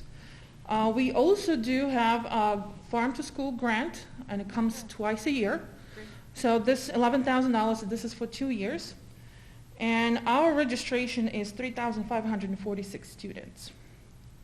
I just want you to think about those numbers and think about if all the children in our district decides to eat breakfast and lunch, it comes up to $22 for the entire school year for one child. Just think about it. $22 for the entire school year. We have different programs that we offer. We have breakfast, lunch, after school, weekends, and holidays. So all those schools, we need to know regulations, we need to know nutritional information, we need to know for each age what is requirement by the federal government for each of those programs, and they are available for us to use.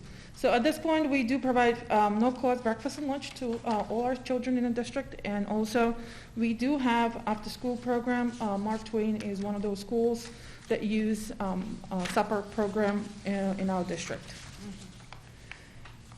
The main question is, why Sodexo? With Sodexo, you would get a very broad sources that you can dip in and use it to help your district. We have registered dietitians who go into nutritional information that federal government gives us, and they kind of make a translation more for a common person to understand.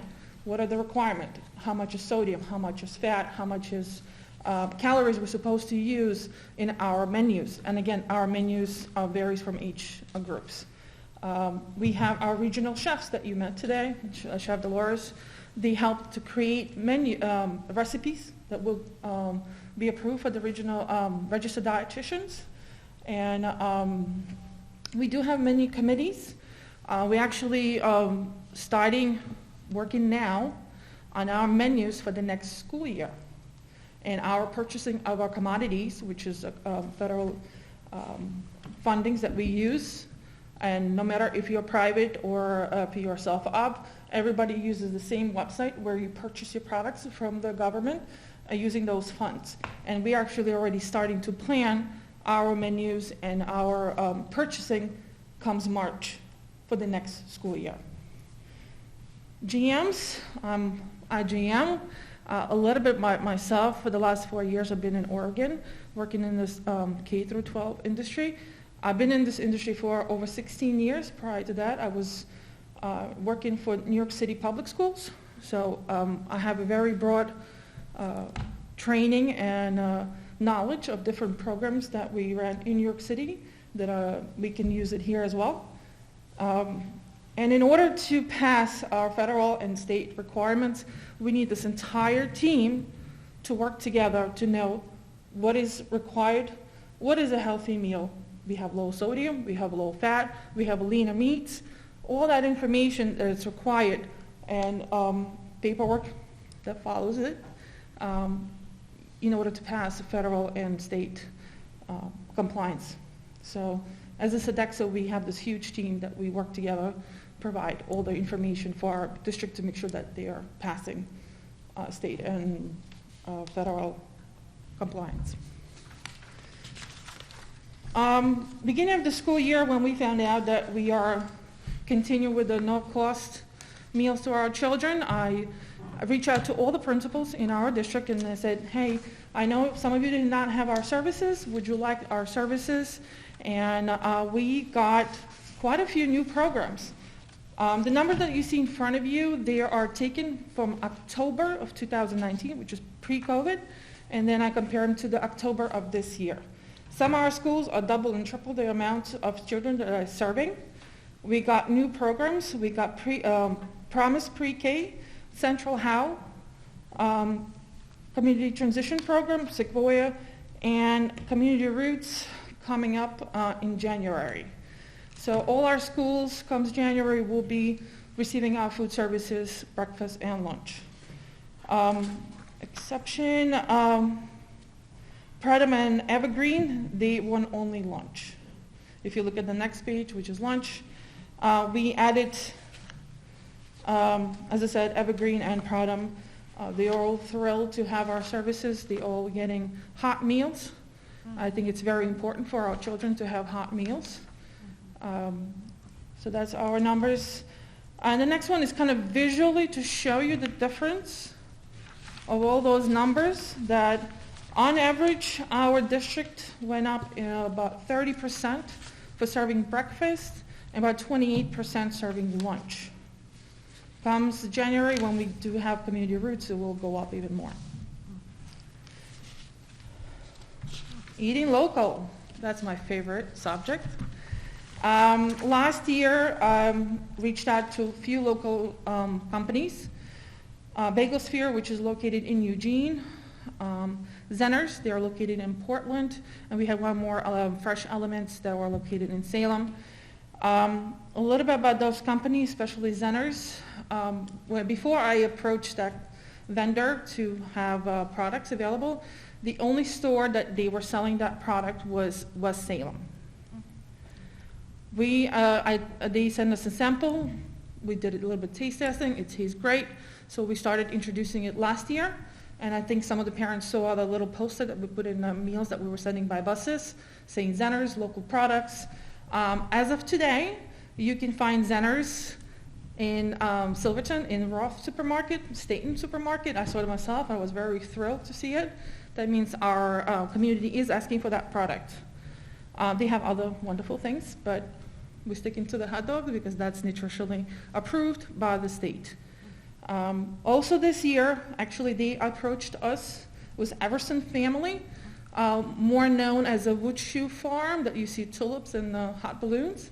They grow 5 different varieties of grapes, and we were able to purchase from them 2 varieties of grapes to all our schools this September.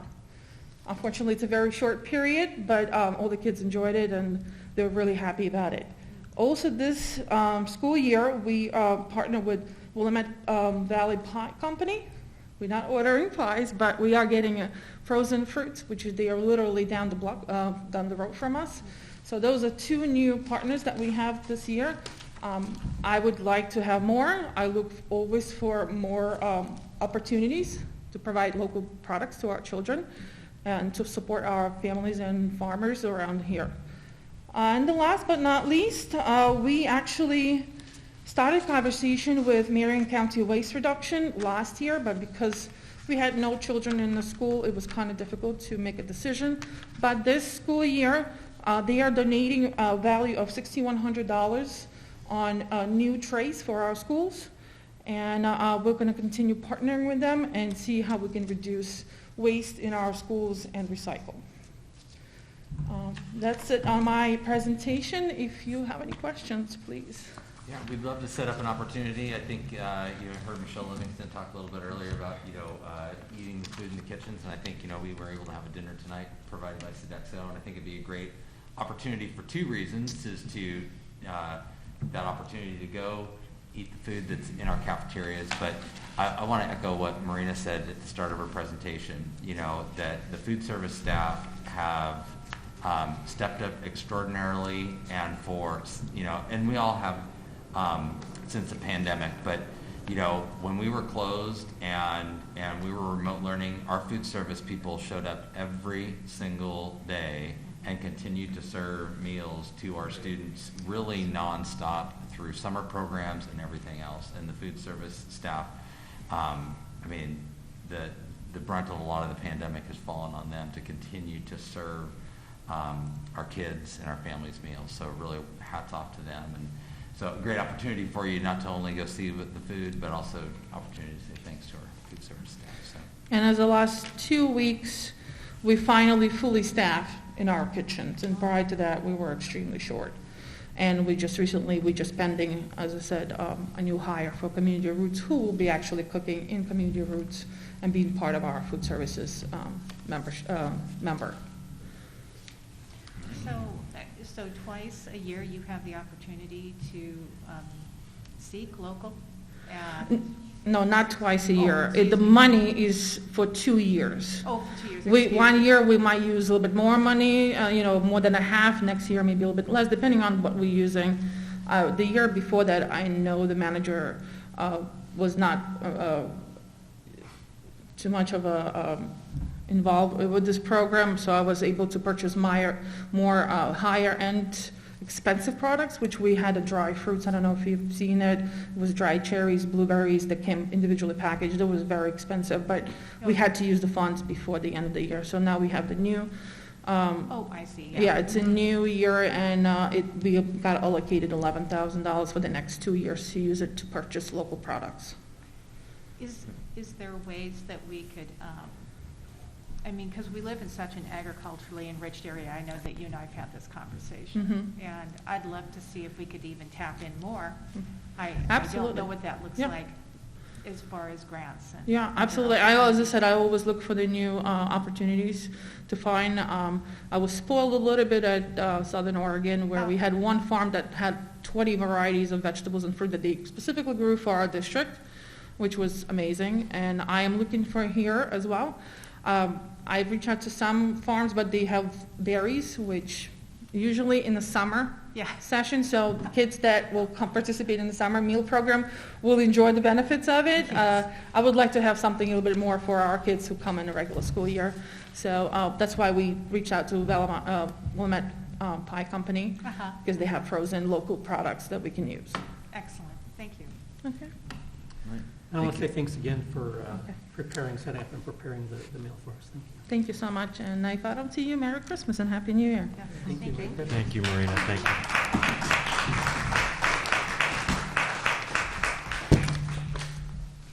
you. Okay, so that brings us to 12, which is discussion items, and we just agreed to insert one. I think I'm going to insert it right now.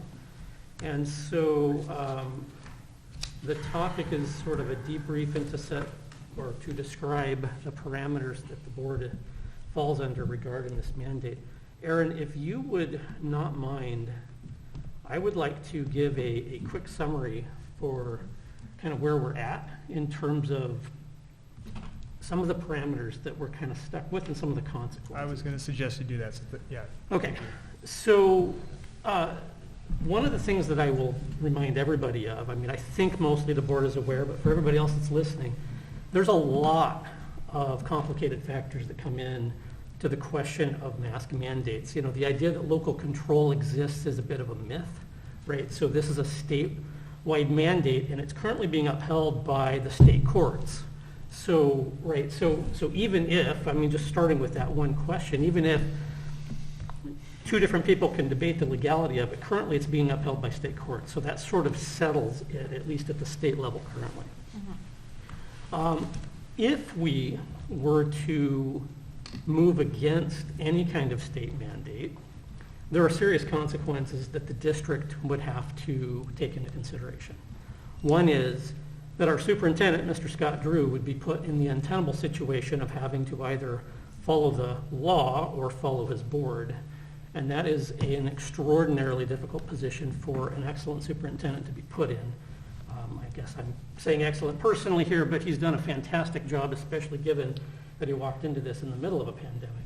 And, you know, it would not be fair nor prudent to put him in that situation, in my opinion.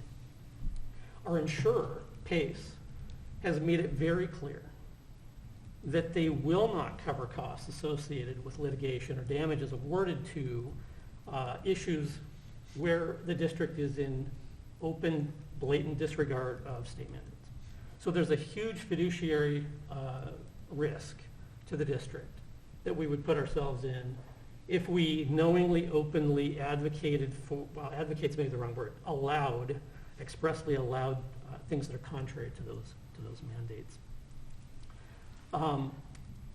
Even if we looked past those two issues, which are significant, if we were to still proceed, it would put the district into a absolute chaos, because you would have a nearly endless supply of parent complaints, union grievances, litigation. You'd have health complaints, the health department complaints, fines. I mean, great. And any of the work that we're trying to do right now, set it on the shelf, because it would be the only thing we'd be able to manage at all for the next foreseeable future. We've seen other districts around having significant issues with, you know, recently, I should just say, and it's going to be really tough if we put ourselves there. So I just wanted to sort of set that framework, because while we, any individual board member, may not like it, may even completely disagree with it, it's not as simple as just saying, well, I don't like it, let's do something different, right? So I just want to throw that out there as a baseline. And then I guess Erin, is the person who requested the item initially, I'll give you a chance to weigh in next, kind of on the debrief end and kind of where your thoughts are. Yeah. Well, Jonathan, thanks for putting that summary together, because I think we have to be, you know, very deliberate in helping our community understand where our limitations are, and you know, we've sworn to uphold the law. Our administrator has sworn to uphold the law, and whether we like the law or not, it's really of no consequence. However, as a board, I think we have to think about how do we ensure, and I think I've mentioned this even in a past board meeting, was how do we ensure that our feedback from our community and us as a board reaches our lawmakers? How do we ensure that it reaches the ODE, that you know, that we have a mask mandate. Clearly, there's been no guidelines as to what might change that, what might change some of our distancing. We all know we're in an unknown pandemic. We all get that, but I think it's important that as a board we think about and consider in the near future what kind of feedback we could give to our state officials. And I think it's important that we take our community feedback and then we provide that to the ODE and to the governor and to the rest of the leadership.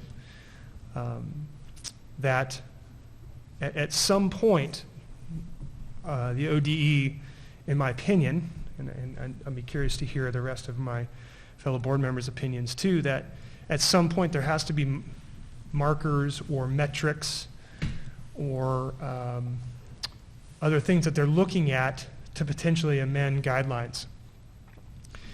And I think that now's the time that I think, in my opinion, the ODE should start planning for that and should start working at trying to state openly as to what they're looking for to help maybe change the course of how things are right now.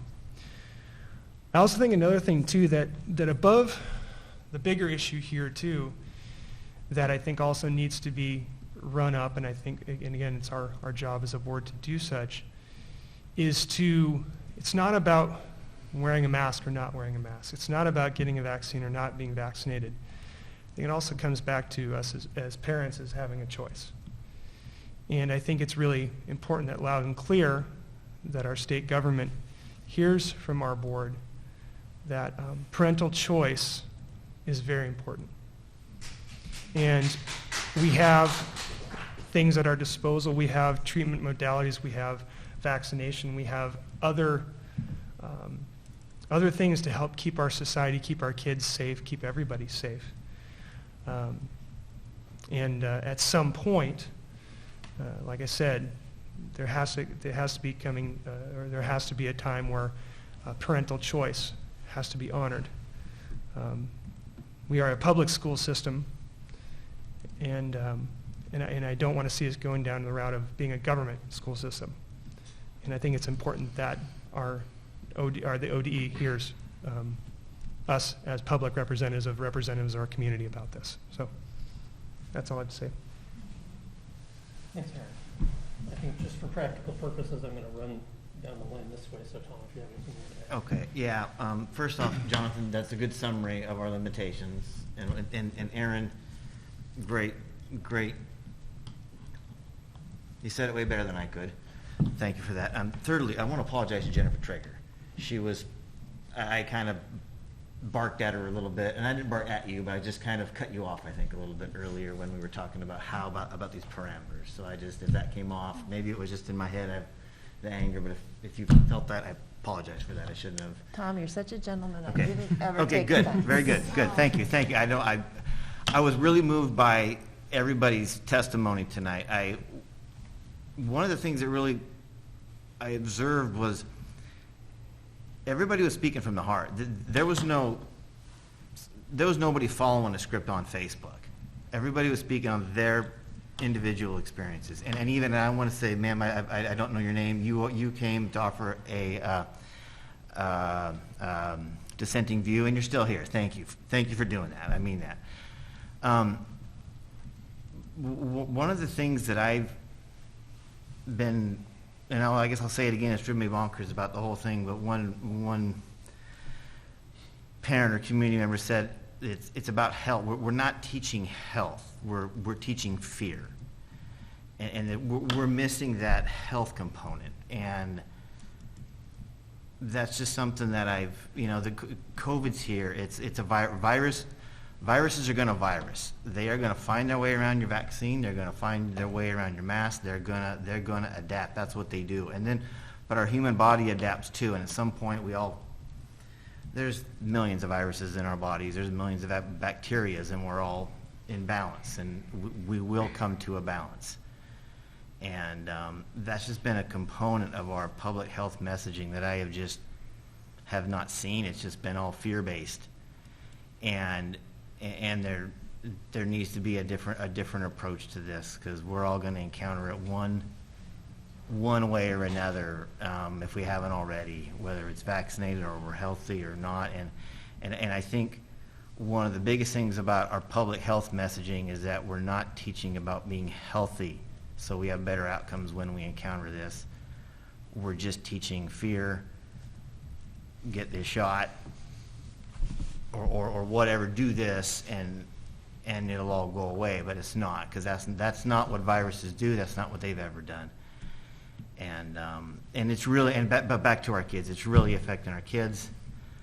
Some of the stories about kids having a hard time breathing, ma'am, I have the same problem sometimes. When these meetings are done, I am out the door as fast as I can.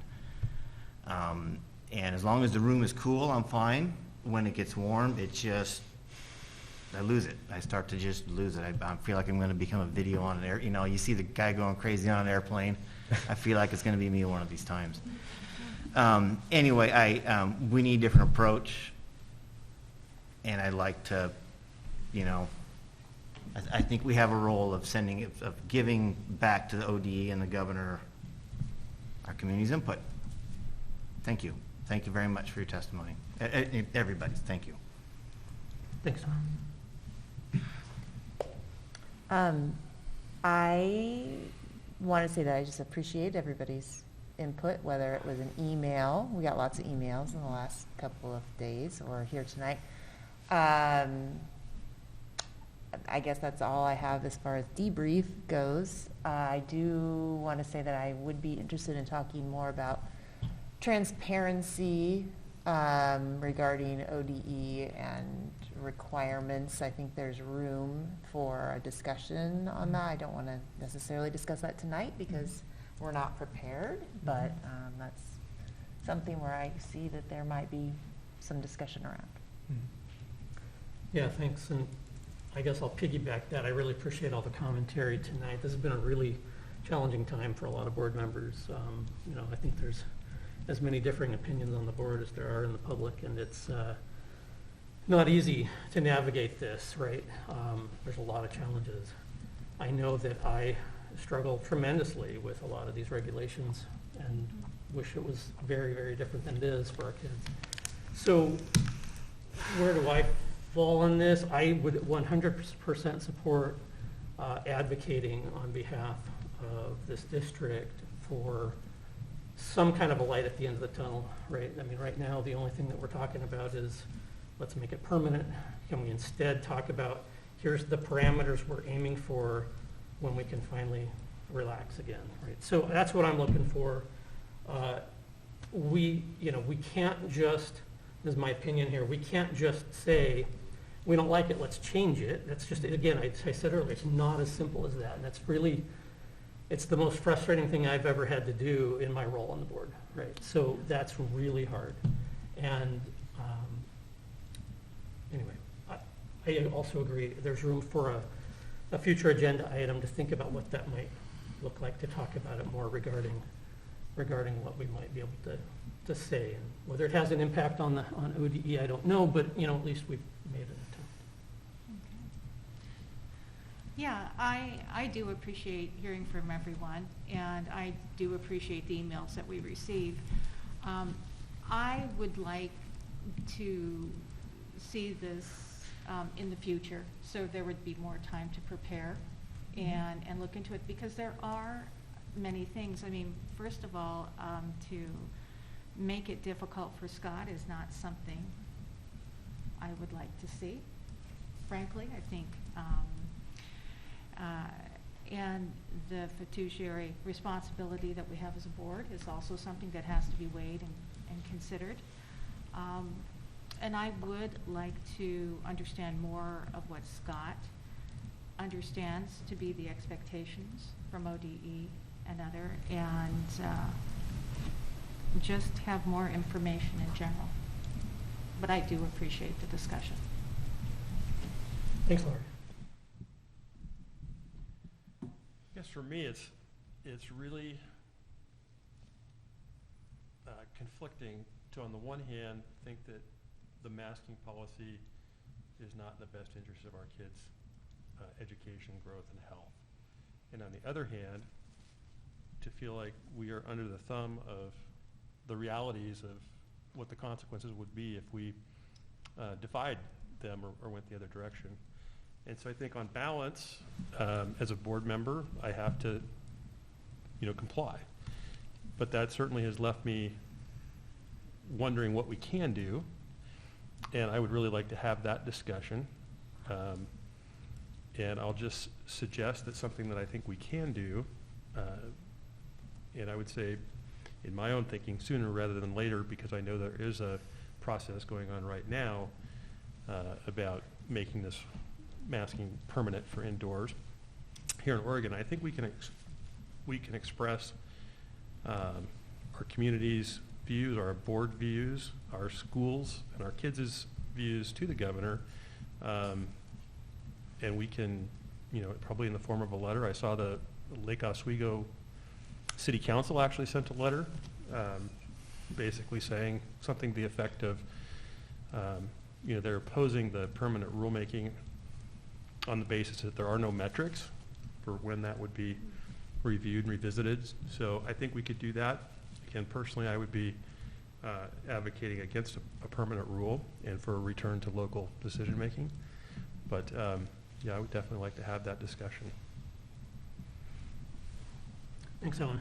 Janet, if you'd like to say a few words, I don't know if you'd like to. Yeah, sure. Thank you. I think there are a couple different issues, and you all have done a really good job sort of parsing them out and identifying them. And I think everyone recognizes that we've got a number of different plates in the air here that we're trying to manage. I thought it was an excellent summary, Jonathan, of some of the constraints. I don't feel like a conversation about well, let me start again. I do appreciate and respect the stories from the folks tonight. And I'm particularly concerned about masks that are dirty and resulting in more germ exposure, more bacteria. That's deeply concerning, and maybe we can do something about alleviating some of that. But I'm all about data, and I think debating the relative merits of masks and not masks is kind of risky. You get into sort of a he said, she said, whose evidence are you looking at and whose are you believing, and so on and so forth. I think expecting better parameters from ODE is very reasonable, and asking them, hey, you know what, can you give us some sense of what's coming? What do you expect? I think we're not going to get great answers, because I think Omicron is what's coming, and I think they're waiting to see how that plays out. So I don't think that that's going to be super satisfying for folks. But I'm also really concerned about making sure we have an appropriate board role, and that we're not, if we're going to advocate, that we're very clear about how we're representing the board as a whole and representing the district. Folks are free to advocate on their own, of course, as citizens who have that power and quite frankly that responsibility. I always just want to be very careful that we are doing what is best for our district team and our superintendent, and that we're staying within our lanes as a board, because that's really how we make sure we're making really good data-based decisions for the district, and not just kind of going in whatever direction we personally may feel is the way to go. So I just that's always the kind of ball that I like to keep an eye on. And I think this has been a good discussion, and we have a lot to balance. So I appreciate everyone's sort of thoughtful perspective on all this.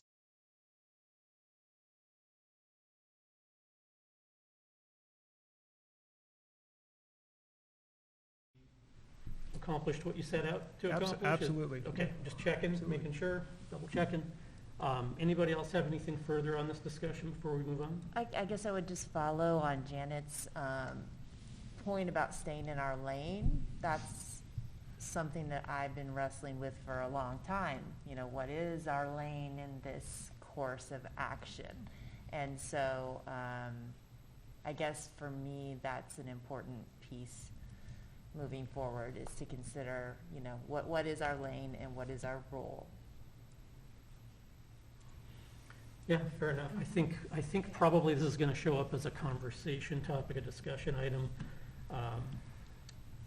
probably in January, based on what I'm hearing tonight. And so we'll probably have to dig into what that means. Everybody will have a chance to think about what that means to them, and then bring it up to them.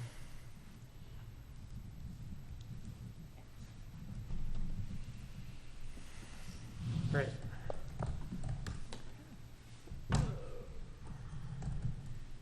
Okay, so that brings us to our policy updates, and we do have some. Tonight we have 1, 2, 3 that are on their first reading. And so as is typical, we're going to go through each of these 3 individually and get a summary statement on each. So is that going to be one of you two that's going to? Yeah, I'll take the lead on this, and Janet helped me with this, so Janet can add to this. And I did send you a little bit of an email summary on each of these. So the policy ACB, Every Student Belongs, is an update from a year ago's All Students Belong, and it is now part of legislation that was passed. And so Janet and I worked on this, and we just made the decision to take it straight from OSBA, which comes straight from the legislation. So there's really been no addition or changes to this policy that OSBA put together based on the new law.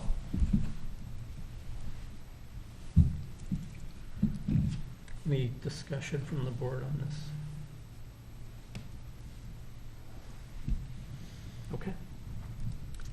How about bias incident complaint? And then its corresponding AR is the bias incident complaint procedure. And again, this was primarily still very similar to the All Students Belong from a year ago. Again, it just accompanies the now named Every Student Belong, and it just provides a very clear process for a bias incident complaint procedure. So it's very outlined, very prescriptive. Jan and I worked on some of the bracketed language choices, but pretty much took it straight from OSBA. Mm-hmm. Okay. Any comments on bias incident complaint procedure? All right. The equity policy. So OSBA released an educational equity policy, and if you remember, in May of 2020, the school board adopted its first equity policy, and want to publicly thank those people who served on a equity committee to work on that policy. And we actually met with that committee here about 3 weeks ago to let them know that we were going to be recommending to you the OSBA version of educational equity, and it aligns. First of all, I think it has a much more clear definition of what educational equity is, what its purposes are. It's just more direct in its approach, and that's nothing against anything that was in the previous policy. We did bring over some language that we felt like was really important about family empowerment and empowering families to be involved, and that's all families. So anyways, we did. This came largely again from OSBA, and I don't know, Janet, if you wanted to add anything to this conversation in terms of what we worked on, since we worked on this one more so than we did the other two. Yeah, sure thing. It was great to be able to have a conversation with the Equity Committee and recognize really how foundational and transformative their work had been several years ago when it was begun. It was a really big effort for our district, and not without some hard conversations and learning together and figuring out why this was needed. So I really just want to note that and honor that work.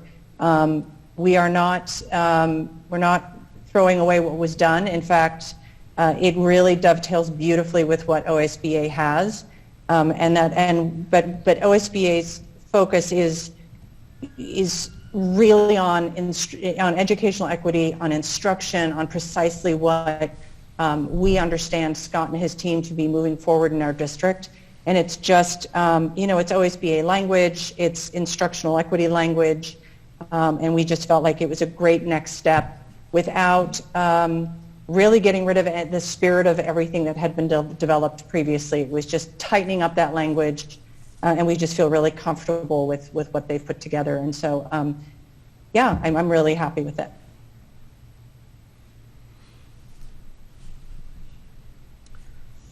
Anybody have any comments on this?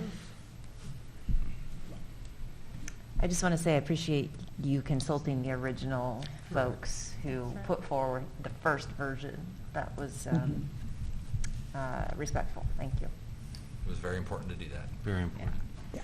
Jonathan, I also just want to thank publicly Janet Allenack for all the time she gave us to help us with these policy updates. And I recall when Dan came out of a meeting with Janet, and he said, it's amazing the volunteer help that we have, and being so overwhelmed with so many different things right now, I cannot tell you, Janet, how appreciative I am of the extra time that you were able to give us in this work, and thank you to the rest of the board as well. It's really making a difference. My pleasure, Scott. Thank you. Appreciate it. Yeah, thank you.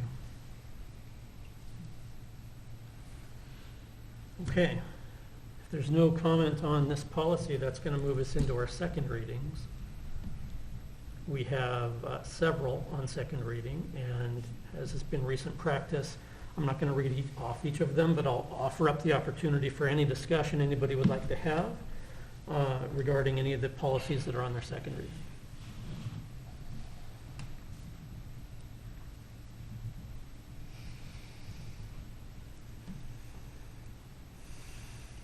Okay, there being none, that moves us to the ones that are in their final reading. And the final reading, of course, will have an action item coming up here shortly. There are several there as well, quite a few. And so any discussion on any of them before we proceed towards our action items later tonight?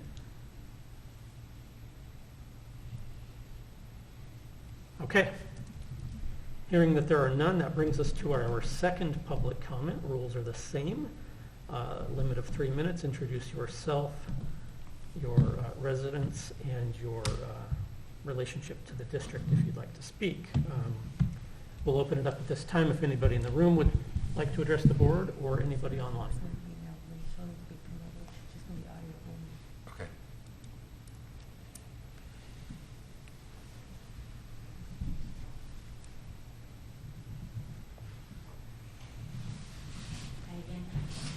I live at 643 Eureka Avenue in Silverton, and I have 2 high school students. I just want to say thank you for listening to all the parents. I know that there was some that maybe had a slightly disrespectful tone, and I apologize on their behalf. I'm sure it comes from emotion, not from disrespect. I think all we are asking for, knowing that your hands are tied in a way, like it's not your choice, you didn't make the rules. I think we're just asking for you to represent us in what way you can. That's all anybody can do, and I think that's what we're all asking for. And if you don't know how the whole feels, is there some sort of survey you could put out, anonymously? You don't want to make anybody feel uncomfortable saying how they feel. I get that, but surely there's some sort of a Google thing that you can say, how do you feel? How can we represent you? Go to ODE or OSHA or whoever you got to go to and say, this is the whole of the district feels this way. I realize I'm just one voice, but I know I'm not alone. And I know that this lady who speaks isn't alone either, even though she's the only one here. But I think it's important to know how everyone feels. Thank you for listening, and I hope you will do what you can. Thank you. Thank you very much. We do have Sarah Weitzman who emailed Debbie, so Daniel, can you promote Sarah Weitzman?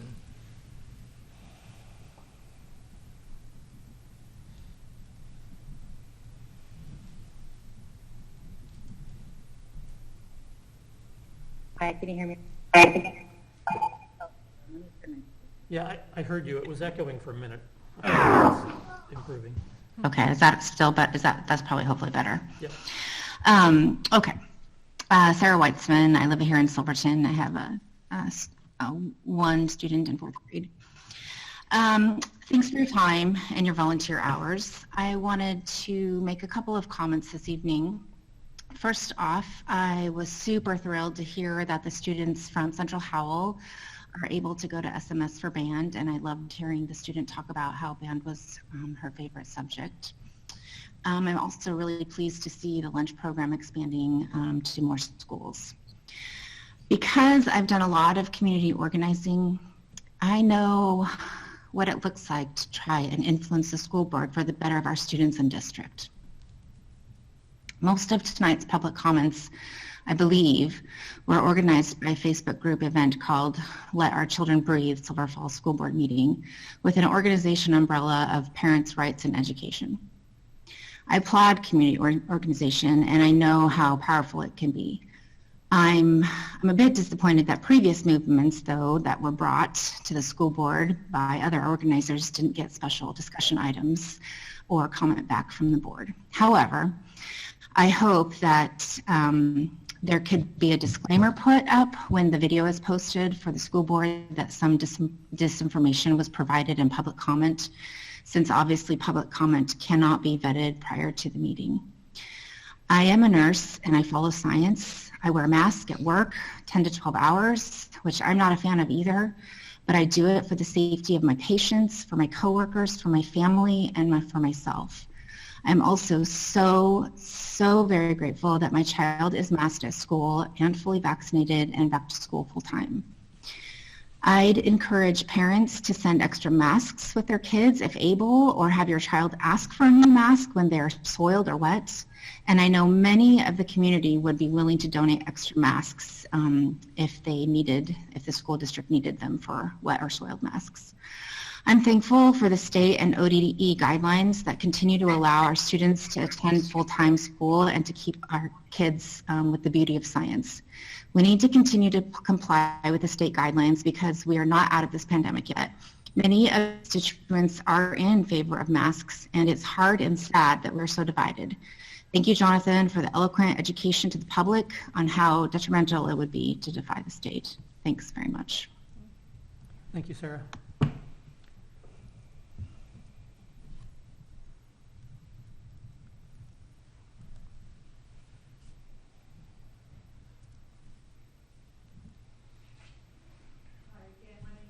Hard. I live on Hicks Street. I just want to thank you and thank everybody for being so thoughtful and respectful. And honestly, I think it's important to listen to the anecdotal, the stories, and again, echoing what was just said, to respect the reality of individual people. I may not agree with them on the policy issues as far as the mask, but I think I have to respect the truth that a parent might feel for their child. So, and one other thing in the discussion, Tom, as far as fear versus health, I thought was a useful possibility, an opportunity to expand. I don't know, as far as the instructional curriculum, health as a positive item to teach, and to use that as a way to complement or give some positive flavor to this whole situation. So thanks very much for your thoughtful and respectful meeting, and thanks for the public forum. It's been really useful. Thanks. Thank you, Peggy. Thank you.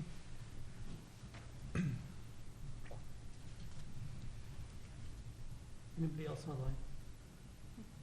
I do not see anyone else online. Anybody else? All right. Well, thanks, everybody. And I'll just add a little tidbit. I really appreciate everybody complying tonight when giving public testimony. It really was appreciated more than I think you know. So, thank you. That brings us to action items, of which we have one, which is really many, but it's one in that we are going to have up for approval a number of final readings and policy updates. We've already had an opportunity to talk to them. No discussion was had. At this point, I would accept the motion to adopt all of the policies on board book in their final reading tonight. Second. Oh, sorry. I thought you said you moved. Oh, I'll make the motion. Sorry. There you go. I move to vote on the action items as published in board book. So moved. Second. Moved in second. Any further discussion before we proceed to a vote? All right.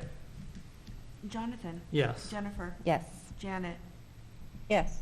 Tom? Aye. Aaron? Yes. Lori? Yes. And Owen? Yes. Thank you, all in favor. All right, very good. So that puts us to future agenda item requests. We sort of already talked about one that sounds like it's coming up. Are there other things you would like to see us consider on future agendas? Jonathan, I have one, and it stems from last week in the Long Range Facilities Planning Committee meeting. As I was sitting there were many people who were on that committee and had spent 2 years plus of their time. They were ready to come together to look at recommendations for facilities. And that night was a tough one because there was a lot of confusion, a lot of questions, and sadly there was anger with some of these committee members. For the sake of the integrity of the process and for the amount of time that these community members have given, because this has been highly unusual, 2 years on this committee, with a great deal of commitment, I would like and request that we have a work session in which we invite our long-range facilities planning committee members and let them lead and tell us what they feel is best for the facilities of this district. I think that is the best way to maintain the respect, trust, and integrity of the process and for all those community members. My heart was very heavy when I left the meeting. I wouldn't wish that on anyone. So I want to make sure I would like to see, oh, go ahead. Go ahead. I want to make sure I got this right. So your request, specific request, and I don't want to get too much into talking about the item tonight, No. but your specific request is to invite long-range committee members to a work session to share thoughts and recommendations. Yes, to the board, Okay. and just make it a very healthy communication and meeting, and to honor this board sanction committee and the work that all the members have done. Sure. No, I think I got it. Thank you. Thank you. Any other items that you'd like to have sort of discussed as possible agenda items? I'd like to add a work session topic for discussing communication agreements. And this is just standard kinds of stuff, I think. We kind of carried over some communication agreements from the last board, and it would be good for everybody to just have that discussion and to renew our expectations and clarify and sometimes remember because we've forgotten things. Just a general communications, board superintendent communications kind of discussion. Yep, I think I got that one too. Thank you. Anything else from anybody? All right. With that being said, and without objection, meeting adjourned.